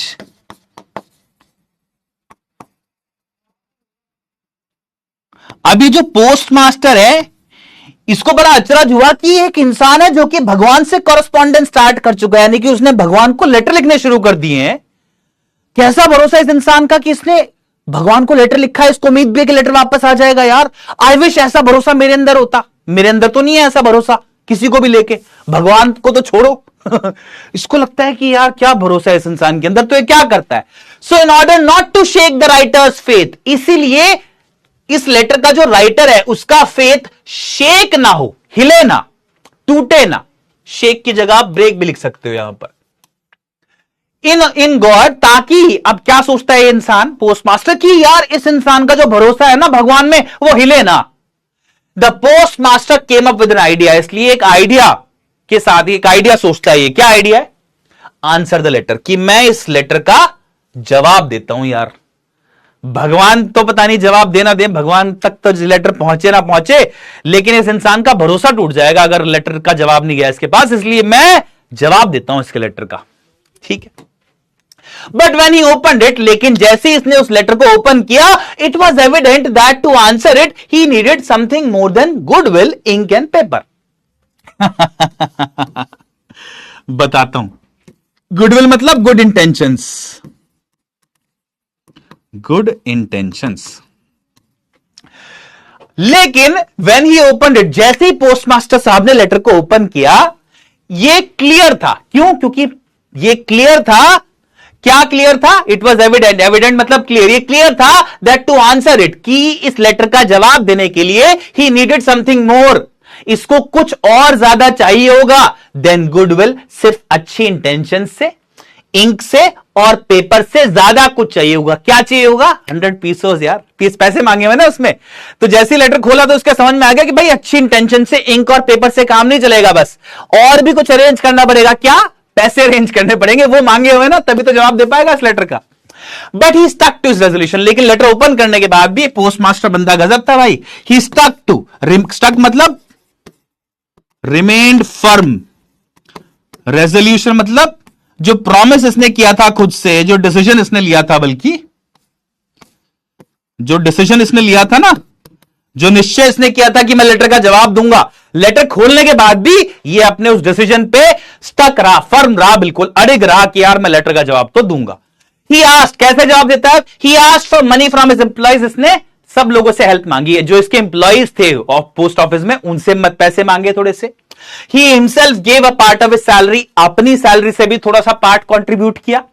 And several friends of his were obliged to give something for an act of charity. Charity मतलब होता है दान। Obliged मतलब requested forcefully। Obliged के 2-3 मतलब होते हैं वैसे, यहां पे मतलब है requested forcefully। जब आपका कोई दोस्त है, आप उसको बोलो देख ऐसा है यार, जैसे मेरे कुछ दोस्त हैं, गांव के दोस्त हैं, वो सौरभ मोहित की बता रहा हूं। तो एक दिन सौरभ का फोन आया मेरे पास, बड़ी इंटरेस्टिंग बात है, सुनो चलो। तो सौरभ कुछ अपना ऐसा खास दोस्त है ना, ऐसा लंगोटिया है अपना, क्योंकि देखो थोड़ा लगातार पढ़ रहे हैं, आपको किस्सा बताता हूं, थोड़ा सा आपका ब्रेक भी हो जाएगा। सौरभ अपना ऐसा लंगोटिया दोस्त है कि मैंने सौरभ को बोला या सौरभ ने मेरे को बोला, हम दोनों एक ही हैं, अलग अलग वैसे हम हैं, लेकिन हम दोनों एक ही हैं भाई। तो सौरभ ने कोई काम अगर मेरे को बोला वो हो जाता है, मैं उसको कोई काम बोलता हूं वो हो जाता है। हरकतें भी एक सी हैं हमारी, है ना, बचपन से साथ में है। तो सौरभ का एक दिन मेरे पास फोन आता है, ऑब्लाइज का मतलब समझाना चाह रहा हूं तुम्हें। सौरभ का एक दिन फोन आता है, भाई ऐसा है, वो 2 तारीख को एक प्रोग्राम रखा हुआ है हमने, कुछ लोगों को, कुछ जो हमारे आसपास रहते हैं गरीब लोगों के लिए हमने कुछ खाने का बंदोबस्त करा है, और वो जो भी उसमें आना है तेरे को। मैं कह रहा मैं आ तो नहीं पाऊंगा, मैं थोड़ा सा व्यस्त हूं उस दिन। तो कह रहा है ऐसा करूं, फिर मैंने ना तेरी 2100 रुपए की पर्ची काट दी है। मैं कह रहा ये क्या बात है? कह रहा काट दी है। पैसे पहुंचा देना बस। उसी को बोलते हैं ऑब्लाइज करना, ठीक है। तो ऐसे ही जैसे सौरभ ने मेरे को ऑब्लाइज किया, ऐसे ही यहां पर पोस्ट मास्टर साहब ने अपने कुछ दोस्तों को ऑब्लाइज किया कि भाई ऐसा है, एक लेटर का जवाब देना, एक बंदे का भगवान पे बड़ा अड़िग विश्वास है, उसकी मदद करनी है, पैसे पहुंचा देना जरा कुछ। ठीक है, तो ऐसा ही भरोसा होना चाहिए दोस्तों में, जैसा यहां पर इनके दोस्तों का आपस में। एनीवे, समझ में आया बच्चा? पार्टी है, क्लियर है? ऑब्लाइज। तो पोस्ट मास्टर साहब ने क्या करा, we are approaching the end, by the way हम एंड पे आ रहे हैं लगभग, और 10 मिनट में खत्म कर लेंगे स्टोरी को। ओके तो बच्चा पार्टी होता क्या है भाई, इन्होंने लेटर का जवाब देने के लिए कुछ अपने एम्प्लॉइज से मदद मांगी, कुछ अपनी सैलरी से कंट्रीब्यूट किया, कुछ अपने दोस्तों से एक एक्ट ऑफ चैरिटी के लिए उनको ऑब्लाइज किया, उनको रिक्वेस्ट किया कि यार कुछ पैसे दो भाई, मदद करनी है किसी की। ठीक है, ओके आगे देखो। It was impossible for him to gather together the 100 pesos. अब लेकिन इतनी सारी जगह से हेल्प मांगने के बावजूद भी टोटल 100 पीसोस इकट्ठा नहीं हो पाया। 100 पीसोस एक बड़ा अमाउंट होता था।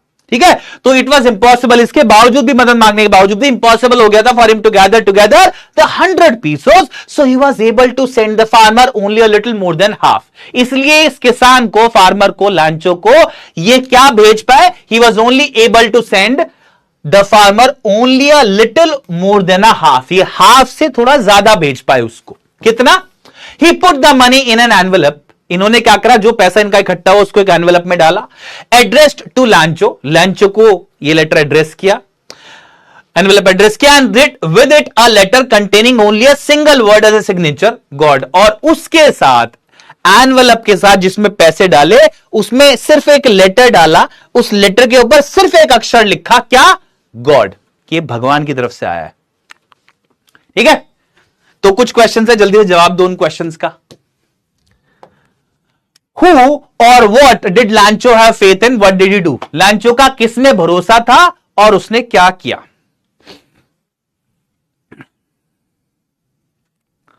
ऑब्लाइज का मतलब समझ में आ गया ना तुमको? दोस्तों में जो रिक्वेस्ट किया जाता है, जरा उसको बोलते हैं हम ऑब्लाइज, फोर्सफुली। अंग्रेजी में थोड़ा सा ये शब्द थोड़े से कॉम्प्लेक्सिटी के साथ प्रेजेंट किए जाते हैं आपके सामने, सोफिस्टिकेटेड तरीके से, but all these words, hello sir, all these words actually जो होते हैं ना, ये सारे शब्द ये हमारी हिंदी भाषा में और दोस्ताना अंदाज में जो हमारा ग्रुप वगैरह होता है उसमें तो बड़े कॉमनली चलते हैं ये। एनीवे, तो हु और what did Lencho have faith in, what did do? लांचो का किस चीज में भरोसा था और उसने क्या किया? करेक्ट आंसर इज ऑप्शन, बिल्कुल सही। अरे पर मैंने यार पोल तो दिया ही नहीं तुमको, sorry boys, sorry sorry sorry sorry sorry sorry, जल्दबाजी में मैं ये तो भूल ही गया कि मैंने पोल ही नहीं दिया। ओवर एक्साइटेड किड्स के ओवर एक्साइटेड टीचर। चलो कोई नहीं। His neighbors, he asked them for help. The government, he wrote a letter to mayor. God, he wrote a letter to God asking for help. His family, he relied on them for support. Story का and आ रहा है, बस stay tuned, बिल्कुल खत्म करने वाले हम story को अभी। ओके, करेक्ट आंसर क्या है बच्चा पार्टी? ऑप्शन, बिल्कुल सही जवाब आप दे रहे हो, बिल्कुल सही, बिल्कुल सही। Correct answer is option C. तो हु और what did Lencho have faith in? किसमें लांचो का भरोसा था? गॉड में। Lencho had faith in God. What did he do? क्या किया उसने? He wrote a letter to God asking for help. उसने भगवान को मदद के लिए एक लेटर लिख दिया। ठीक है, next, who read the letter? ये लेटर किसने पढ़ा भाई? Lencho's wife, the town mayor, the post master, Lencho children. किसने लेटर पढ़ा?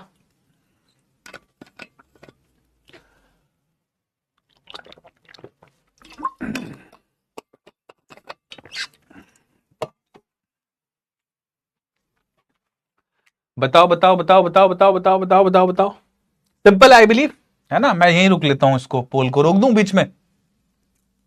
चलो जवाब दो, फिर तुम यार बाद में बोलोगे कि ऐसा कर दिया हमारे साथ, हमारा पोल बीच में रोक दिया, मेरे आंसर में फर्स्ट आते आते रह गया है, ऐसा ऐसा बोलोगे तुम लोग, तो इसलिए मैं नहीं रोकता। चलो करेक्ट आंसर क्या है ये तो बता दो।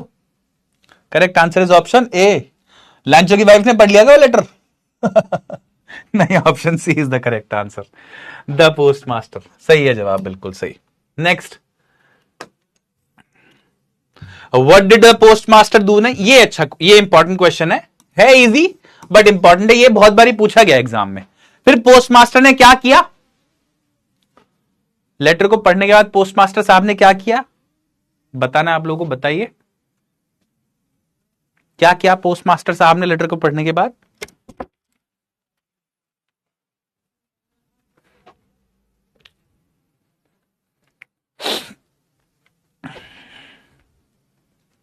करेक्ट आंसर इज ऑप्शन,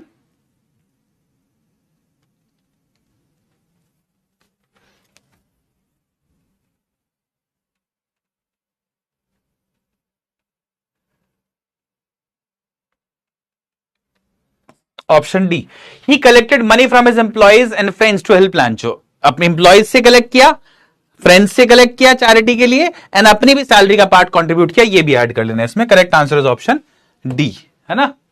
ठीक है, बहुत बढ़िया, वाह।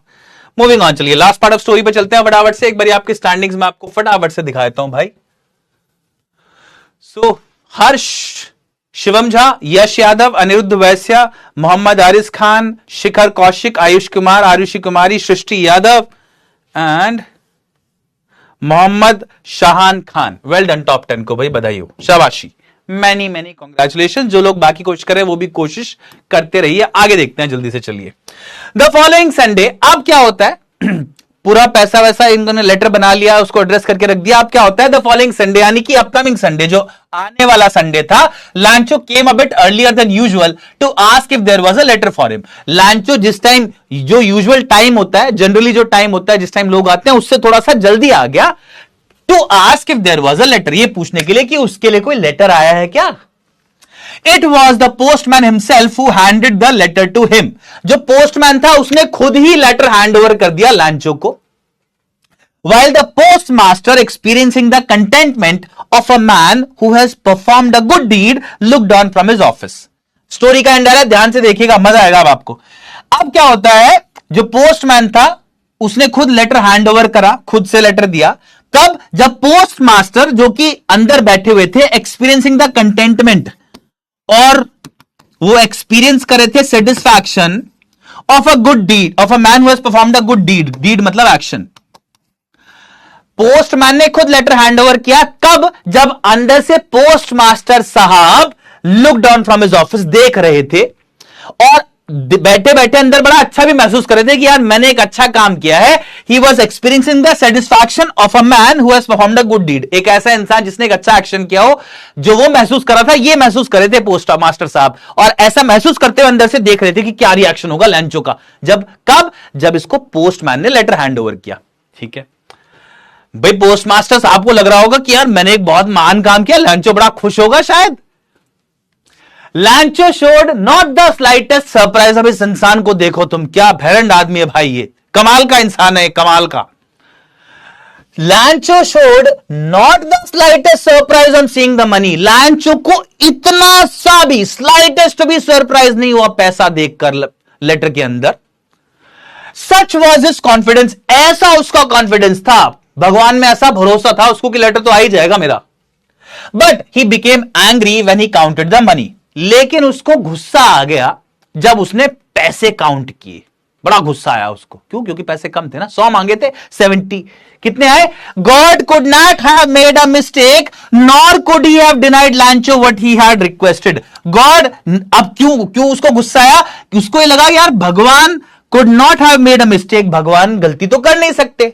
nor could he have denied, denied मतलब refused, मना करना, और ना ही he could have denied लांचो what he had requested, ना ही वो मना करते लांचो के लिए, लांचो को उस मदद के लिए जो उसने मांगी थी भगवान से, उसके लिए भी डिनाई नहीं करते।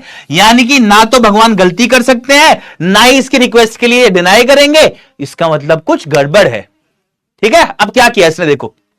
Immediately Lancho went up to the window to ask for paper and ink. तुरंत ही वहीं पर पोस्ट ऑफिस के अंदर एक विंडो जो थी उस पे गया और वहां पर जाके वहां पर जाके इसने क्या करा? पेपर एंड इंक मांगा। On the public writing table, अब जो वहां पर पब्लिक राइटिंग टेबल होती है वहां पर ही स्टार्टेड टू राइट, इसने लिखना शुरू किया ऐसे। With much wrinkling of his bro, wrinkling मतलब होता है फोल्डिंग। कैसे लिख रहा था ये? ऐसे ऐसे ऐसे, ये होती है ना, इनको ब्रो बोलते हैं, आईब्रोज, और इनको रिंकल करना मतलब ऐसे ऐसे ऐसे ऐसे ऐसे ऐसे कर रहा था, ऐसे ऐसे सोच रहा था मतलब कुछ। ठीक है, क्यों? He started to write with much wrinkling of his brow caused by the effort he had to make to express his ideas. क्यों करना पड़ रहा था ऐसा इसको? क्योंकि इसको बड़ा एफर्ट लगाना पड़ रहा था अपने आइडियाज को एक्सप्रेस करने में, अपने आइडियाज को अच्छे से एक्सप्रेस नहीं कर पा रहा था लेटर में। Nonetheless, when he finished, जब इसने लेटर कंप्लीट कर लिया, he went to the window to buy a stamp. ये विंडो पे गया एक स्टैंप मांगने के लिए, which he licked and then affixed to the envelope. Licked मतलब touched with tongue, चाट दी इसने जीभ से वो। Lunch is quite unhygienic ना। तो ऐसे ऐसे एक बार इसने चाटा उसको, स्टैंप को, लेटर उस पे लेटर पे लगा दिया। एंड देन अफिक्स्ड, अफिक्स्ड मतलब attached, attach to the envelope, इसने एनवेलप पे उसको लगाया with a blow of his fist, blow मतलब हिट, और फिस्ट मतलब ये जो मुट्ठी होती है आपकी, इसको बोलते हैं फिस्ट, है ना, इसको बोलते हैं मुट्ठी को। तो इसने क्या किया, उसको एक बारी ऐसे लिख किया स्टैंप को, उसको लेटर पे लगाया और ऐसे उस पे हाथ मारा एक बारी फिस्ट के साथ, और वो चिपक गया उस पे स्टैंप, ठीक है। The moment the letter fell into the mail box, और इसने उस लेटर को फिर मेल बॉक्स में डाल दिया, जवाब डाल दिया एक तरह से। The moment the letter fell into the mail box the post master went to open it, जैसे ही जिस मोमेंट लेटर मेल बॉक्स में गिरा, पोस्ट मास्टर साहब ने देख लिया, पोस्ट मास्टर साहब खुद गए उसको कलेक्ट करने के लिए और उसको ओपन कर लिया। उसमें क्या लिखा था, बड़ा मस्त जवाब था, और इसके साथ आपका चैप्टर खत्म होता है। ये यहां पर गॉड को लिखा था, of the money that I asked for, जो पैसे मैंने आपसे मांगे थे भगवान, ओनली 70 पीसोज रीच्ड मी, सिर्फ 70 पीसोज ही मुझ तक पहुंचे। सेंड मी द रेस्ट, बाकी भी भेज दो, since I need it very much, क्योंकि मुझे बहुत जरूरत है। But don't send it to me through the mail, लेकिन मुझे मेल के थ्रू मत भेजिएगा, यानी कि बाय पोस्ट मुझे मत भेजना, वो लेटर के थ्रू मत भेजना मुझे मेरे पैसे, because the post office employees are a bunch of crooks, Lencho, क्योंकि ये जो पोस्ट ऑफिस एम्प्लॉइज है ये एक बंच है, बंच मतलब होता है ग्रुप, और क्रूक्स मतलब होता है डिसऑनेस्ट पीपल, या बेईमान लोग या चोर।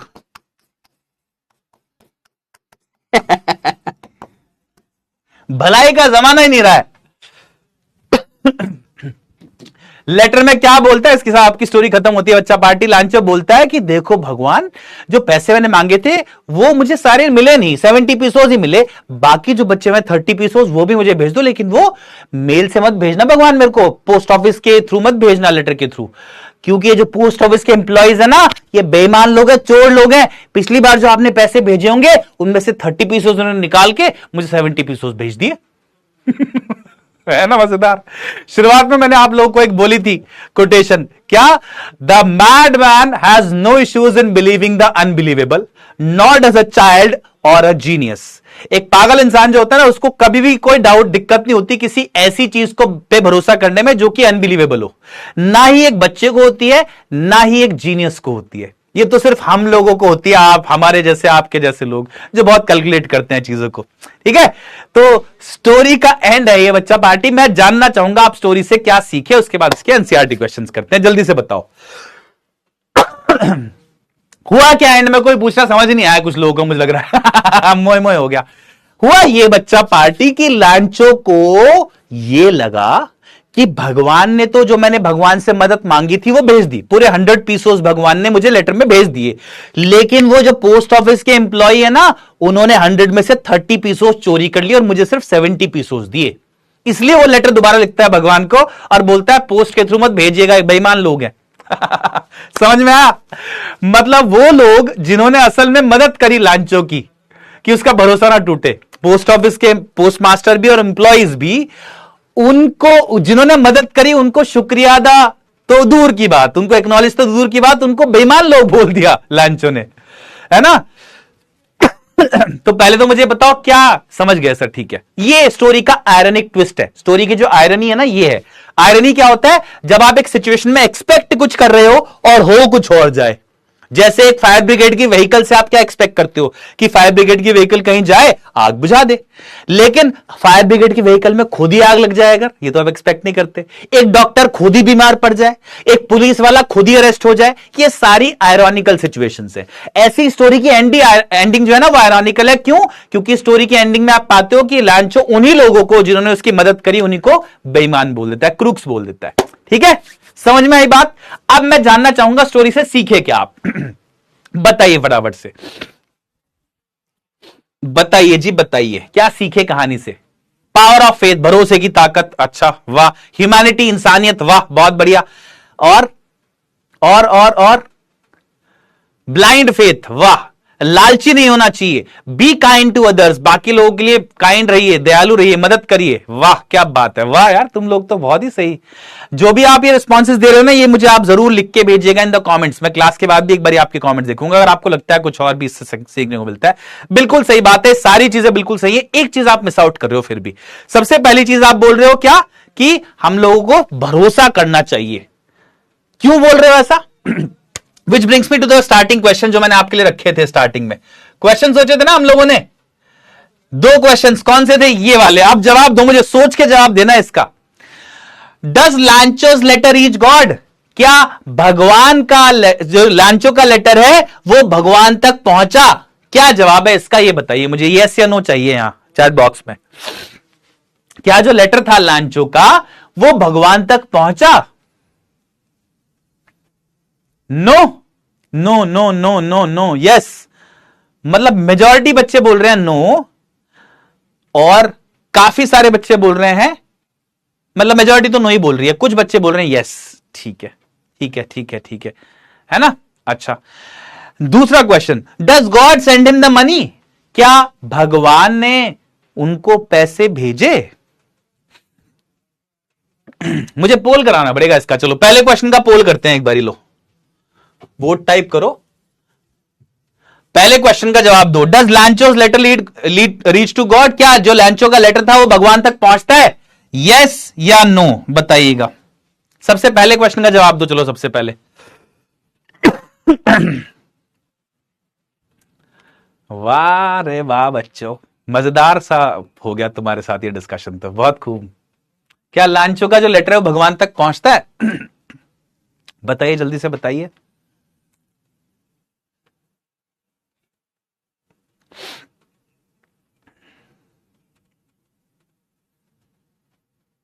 Let's see results.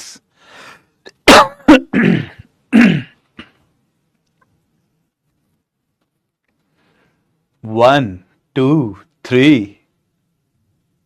ओ, ये क्या हंग असेंबली है यार? 50-50 रिजल्ट कौन देता है? मतलब देखो ना कितना क्लोज है, 50.47 और यहां 49। ऐसा रिजल्ट अगर इलेक्शन का आ जाए, दोबारा इलेक्शन करवाने पड़ जाए। चलो बट ठीक है, 50-50 हो आप। ठीक है, अब इस क्वेश्चन का जवाब दो। Does God send him the money? क्या भगवान ने पैसा भेजा? क्या भगवान ने पैसा भेजा? ऐसा कौन करता है यार? 50.47, 49 पॉइंट समथिंग, क्या बात है यार। मूवीज में होता है ऐसा, है ना? दिस इज अनरियल ऐसा रिजल्ट। तो चलो देखते हैं इसमें भी यही रिस्पॉन्स है क्या आपका, यस या नो। दूसरे क्वेश्चन पे, does God send in the money? क्या भगवान ने पैसा भेजा लंचो के लिए?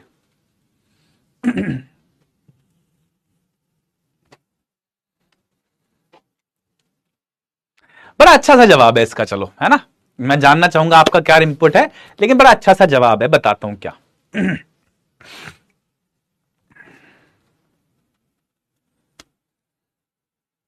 देखो रिस्पॉन्स देखते हैं आपके। 31% बोलते हैं कि यस भेज दिया, 70% बोलते हैं कि नहीं भेजा भगवान ने। अब देखो इसका जवाब बड़ा सिंपल है। आप दोनों ने, चाहे जिन्होंने यस बोला, दोनों क्वेश्चंस की बात कर रहा हूं, जिन्होंने यस बोला वो भी सही है, जिन्होंने नो बोला वो भी सही है। बताता हूं कैसे। देखो भरोसे की बात होती है। भरोसा ही तो है कि आप अपने घर में रखी एक मूर्त को भगवान मानते हो। जिनको भरोसा नहीं है उनसे पूछोगे तो बोलेंगे यार पत्थर है, ये मूर्ति है बस। जिनको भरोसा है वो बोलेंगे नहीं यार भगवान है हमारे। ऐसी कहानियां आपने सुनी होगी बचपन में, बहुत बहुत बार सुनी होगी। कहानी है कि एक बार एक इंसान नाव में बैठा होता है एक नदी के अंदर, और वो डूबने लगता है एकदम से। अब एकदम से वो भगवान को आवाज लगाता है कि यार भगवान मैं डूब रहा हूं, मेरी मदद करो, मेरी मदद करो भगवान। तो क्या होता है, एकदम से जैसी वो ऐसा बोलता है, एकदम से वहां पर दूसरी नाव में एक आदमी पहुंचता है उसकी मदद करने के लिए कि अरे चलो मेरे साथ चलो, चलो चलो मैं बचाने आया हूं तुम्हें। तो ये आदमी बोलता है नहीं नहीं भगवान आएंगे मुझे बचाने के लिए, खुद उसको भेज देता है, जा तू जा, मेरे को भगवान आएंगे। चला जाता है वो। फिर वो भगवान से फिर गुजारिश करता है कि भगवान मेरे को बचा लो, मैं डूबने वाला हूं, मैं बचा लो मेरे को भगवान। फिर से क्या होता है, एक और इंसान पहुंचता है मदद करने के लिए उसकी। फिर से बोलता है कि अरे चलो मेरे साथ चलो, मैं तुमको बचाने के लिए आया हूं। नहीं यार ये आदमी नहीं मानता, अब भी बोलता है नहीं मेरे को तो भगवान बचाने आएंगे। चला जाता है। दोबारा भगवान से गुहार लगाता है, इस बार कोई नहीं आता, इस बार ये डूब जाता है, डूब के पहुंचता है स्वर्ग में भगवान के पास। भगवान को बोलता है, अरे भगवान, मैं तुम्हारा इतना बड़ा भक्त हूं और तुम मेरी मदद करने के लिए मिले आए, काहे की मेरी भक्ति फिर पूरी वेस्ट होगी मेरी भक्ति। तो भगवान बोलते हैं, भाई गधे, मैं खुद थोड़ी आऊंगा, अरे मैंने भेजा ना उन दो लोगों को, तूने जिनको भगा दिया कि मेरे को तो भगवान लेने के लिए आएंगे खुद। अरे भाई, मैंने भेजा किसी को मदद के तेरे लिए। ऐसे ही यहां पर भी आप ये मान सकते हो कि भगवान के पास जो लेटर है वो पहुंचा, अगर आप इस बात को मानना चाहो इन वे, और नहीं मानना चाहते तो नहीं पहुंचा, ठीक है। और ऐसे ही भगवान ने उस लेटर का जवाब भी दिया, खुद थोड़ी देने आते हैं भगवान प्रत्यक्ष, और पूरी डिमांड थोड़ी कर देंगे, इच्छा जितनी जितनी जरूरत है उतनी शायद कर दी किसी और के थ्रू, ठीक है। तो समझ में आ गई होगी आपको जो मैं कहना चाह रहा हूं बात वो, ठीक है। बट आप लोगों का मुझे अच्छा लगा रिस्पांस, आप लोगों ने जो मैसेज बताया वो भी बहुत अच्छा लगा मुझे, बहुत खूब, आपकी अंडरस्टैंडिंग जीवन को लेके बढ़िया है इसका मतलब। तो हम लोग क्या सीखते हैं स्टोरी से बच्चा पार्टी, कहानी से सीखते हैं इंपॉर्टेंस ऑफ फेथ, भरोसे की ताकत क्या होती है। अगर आपका भरोसा है ना किसी चीज पे, तो दुनिया कैसे भी करके उस भरोसे को पूरा करती है। तो भरोसा एक बच्चे की तरह करना सीखो। मैंने जो आपको कोटेशन बताई ना, वो छोटा सा बच्चा जो होता है ना, वो जादू में भी मानता है, वो हर चीज में मान लेगा कि यार ऐसा भी हो जाएगा, ऐसा भी हो जाएगा, उसको किस चीज पे भरोसा करने में दिक्कत नहीं होती। एक छोटे से बच्चे की तरह भरोसा क्या करो अपने सपने के ऊपर, हर चीज पूरी हो सकती है अगर आप ऐसा भरोसा करो, जैसा लैंचो का भरोसा है भगवान में। ठीक है, बिलीव इन ऑलमाइटी, भगवान में भरोसा रखो। और तीसरा, kindness should always be there to help others, ये हेल्प अदर्स एक और पॉइंट है। तो लांचो से हमने क्या सीखा, भगवान में भरोसा रखो, इंपॉर्टेंस ऑफ फेथ, फॉर भरोसे की क्या ताकत होती है ये। और तीसरा जो कि post office employees post master से हमको सीखने को मिलता है, क्या, काइंडनेस हमेशा होनी चाहिए आपके अंदर दूसरों की मदद करने के लिए, चाहे उसका एक्नॉलेजमेंट मिले चाहे ना मिले, अपने आप में एक अच्छा एक्शन है वो, अच्छा लगेगा आपको करके, ठीक है।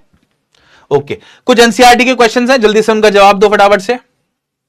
ओके, क्वेश्चन नंबर 1, जल्दी जवाब देना फटाफट से। Was Lencho surprise to find a letter for him with money in it? क्या लांचो को जरा सा भी सरप्राइज हुआ जब उसको एक लेटर मिला जिसमें उसके लिए पैसा आया था? यस या नो, एंड रीजन भी देना। क्या लांचो को सरप्राइज हुआ?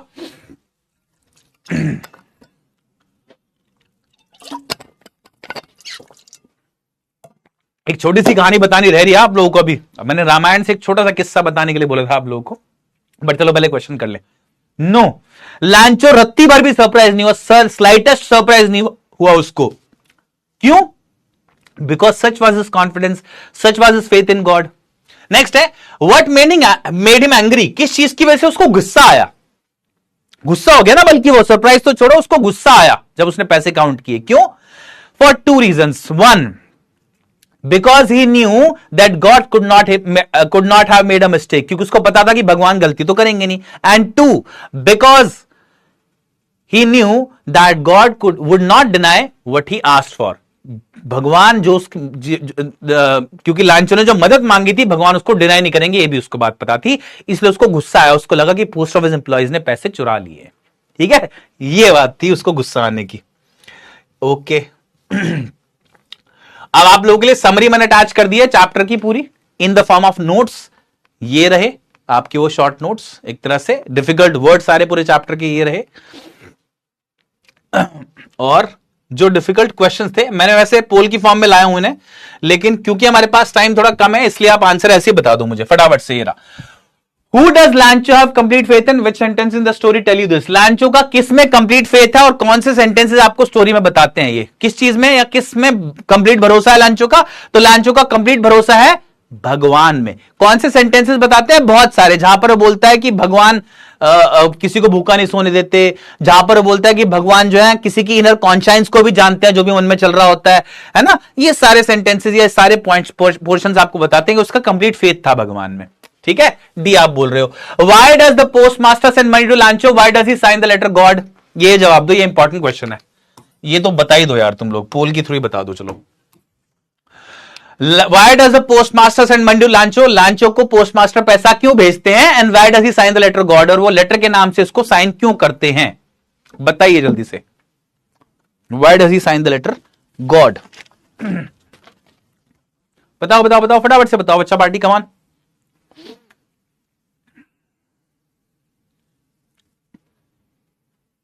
Correct answer is option B, to maintain Lencho's faith in God, to make him believe the help came from God.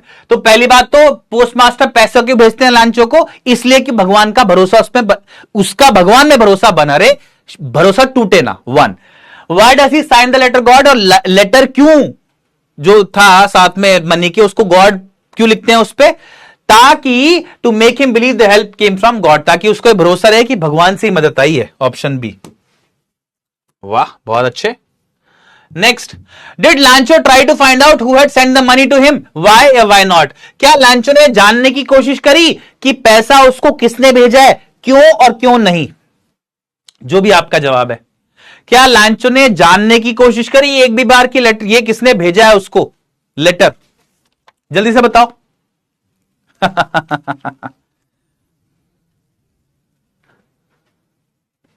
जल्दी से बताओ भाई, come on come on come on come on come on come on come on कमान।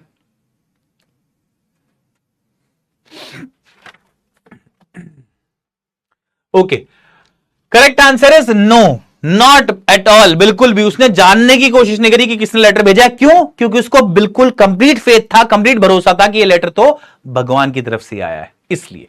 ठीक है फ्रेंड्स, हाँ ये रहा। No, because he had complete faith in it, complete faith it came from God, कि उसको पूरा भरोसा था कि भगवान की तरफ से आया है। Who does Lancho think has taken the rest of the money? क्या लगता है लांचो को कि जो बचे हुए पैसे थे उसके 30 पीसोस, 100 मांगे थे 70 आए, 30 पीसोस किसने लिए? क्या लगता था उसको? बताओ, जल्दी से बताओ। कमाल कमाल कमान कमान कमान कमान, फटाफट से बताओ।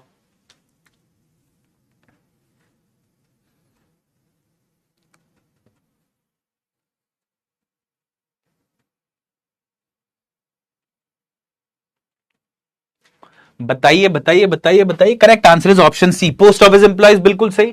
Last question, very important question भाई, इसके लिए एक पोल कर लेते हैं। What is the irony in the situation? जो स्टोरी की एंडिंग थी उस सिचुएशन में आयरनी क्या थी, ये बताना है आप लोगों को। आयरनी क्या थी? आयरनी का मतलब मैं आप लोगों को समझा चुका हूं, बताइए। Lencho was sad even after getting the money, the post master who help लांचो was called a crook by him, the weather became good after the hailstorm, Lencho's family didn't help him. बताइए जवाब जल्दी से।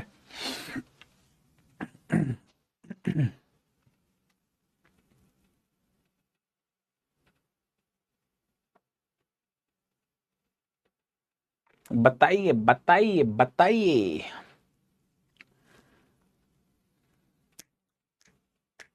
Correct answer, बिल्कुल सही। ज्यादातर आप में सब सही जवाब दे रहे हैं बच्चा पार्टी, बिल्कुल सही। Correct answer is option B, the post master who help लांचो was called a crook by him. वो पोस्ट मास्टर और पोस्ट ऑफिस एम्प्लॉइज जिन्होंने लांचो की मदद करी थी, उन्हीं को लांचो बेईमान बोल देता है, बेईमान, है ना। तो थोड़ी सी आयरनी है ना सिचुएशन में कि जो मदद कर रहा है किसी की, उसको भी सुनने को मिले कि वो बेईमान है। Option C, sorry option B is the correct answer.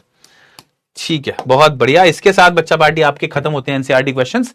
एक क्वेश्चन आप लोगों के लिए है as part of your homework, इसका होमवर्क में मुझे जवाब दीजिएगा।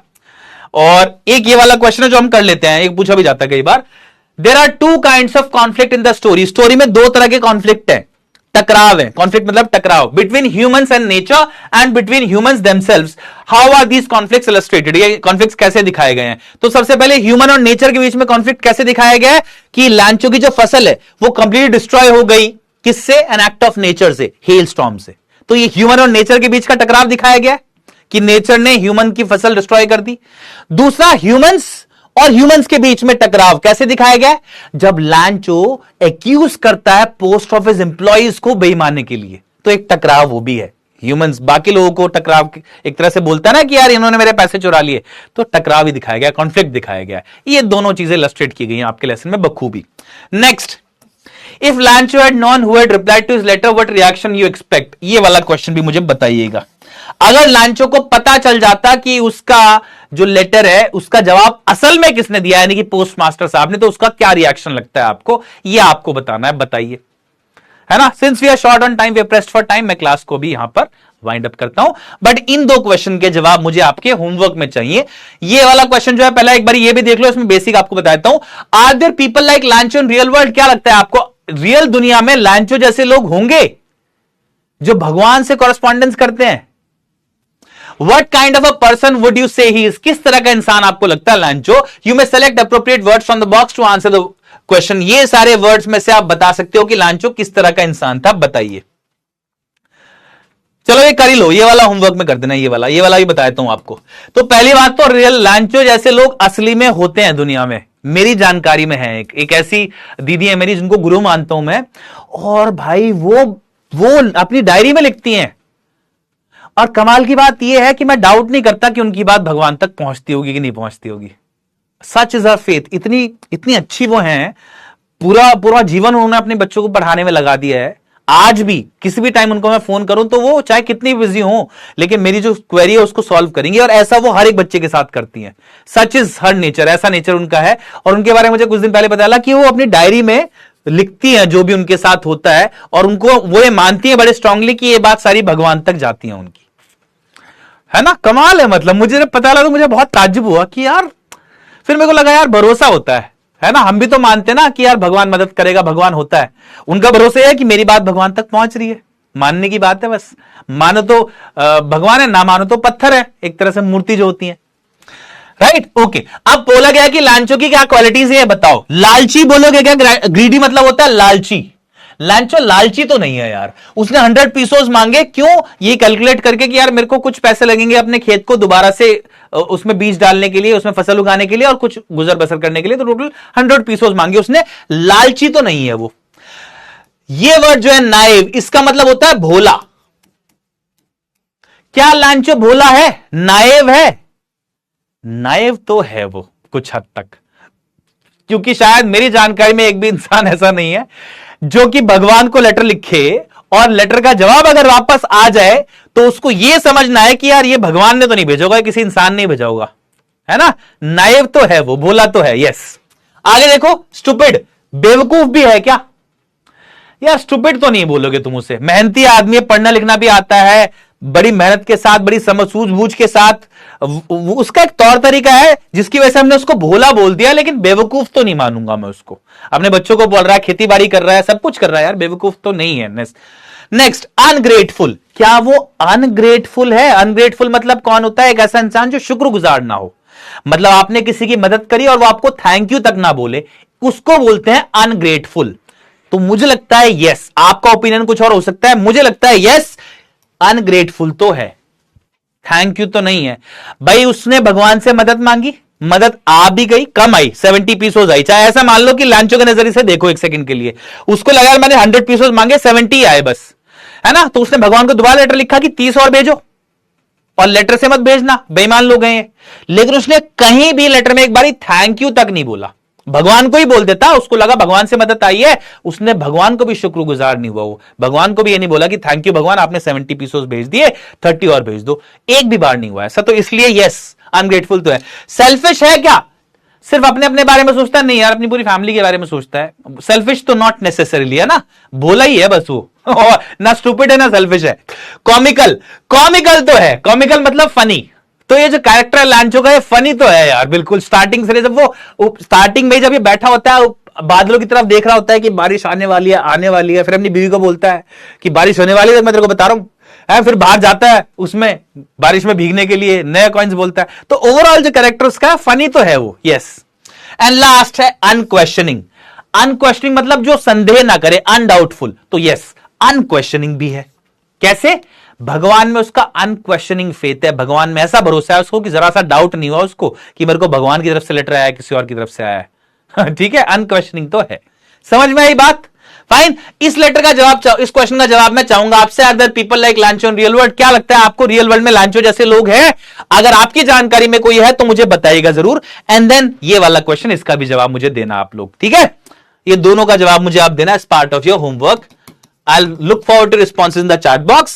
और इसके साथ बच्चा पार्टी मैं करता हूं आपकी इस क्लास को यहीं पर समाप्त। आपके सारे क्वेश्चन के आंसर्स मैंने यहां टैग कर दिए विद आंसर्स, ठीक है। और उसके साथ साथ बच्चा पार्टी आपके पास कॉन्सेप्ट क्वेश्चन बैंक भी पीडब्ल्यू ने डेवलप कर लिए, आपकी हमारी पूरी टीम ने मिलकर डिजाइन किए हैं। ये हम लोगों ने पर्सनली इस कंटेंट को सुपरवाइज करा है।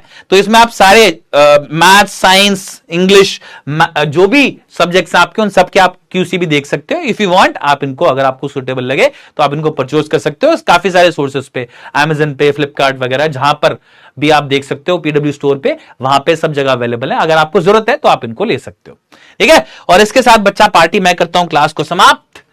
मैं आपकी स्टैंडिंग्स आप लोगों को एक बारी दिखा देता हूं। ठीक है, लेट्स सी। तो Harsh leads the charts, then you have Shivam Jha and then Srishti Yadav, Ayush Kumar Verma, Mohammad Shaan Khan, Rudra Kaudariya, Varshika Singh, Tiyana Sanyal, Nitish and Naitik Rajput. Top 10 को बधाई हो। जो बाकी लोग भी पार्टिसिपेट कर रहे हैं जो कि शायद इस टॉप 10 में नहीं आ पाए बट दे डिड वेल, उनको भी बधाई हो। जिन लोगों ने गलत जवाब दिए उनको शाबाशी कोशिश करने के लिए। जो क्वेश्चंस के गलत आंसर दिए वो ध्यान रखना। आई होप आपको चैप्टर अच्छे समझ में आया होगा। और इसके साथ बच्चा पार्टी मैं करता हूं इस क्लास को एंड। हां, आप लोग एक किस्सा का वेट कर रहे हो शायद, रामायण के किस्से का। भरोसे के ऊपर ये शॉर्ट में बता देता हूं बिल्कुल। तो ऐसा जरूरी नहीं है कि ये किस्सा वेरीफाइड है, लेकिन बहुत सारे संत लोग इसको सुनाते हैं बताने के लिए कि भरोसे की क्या ताकत होती है।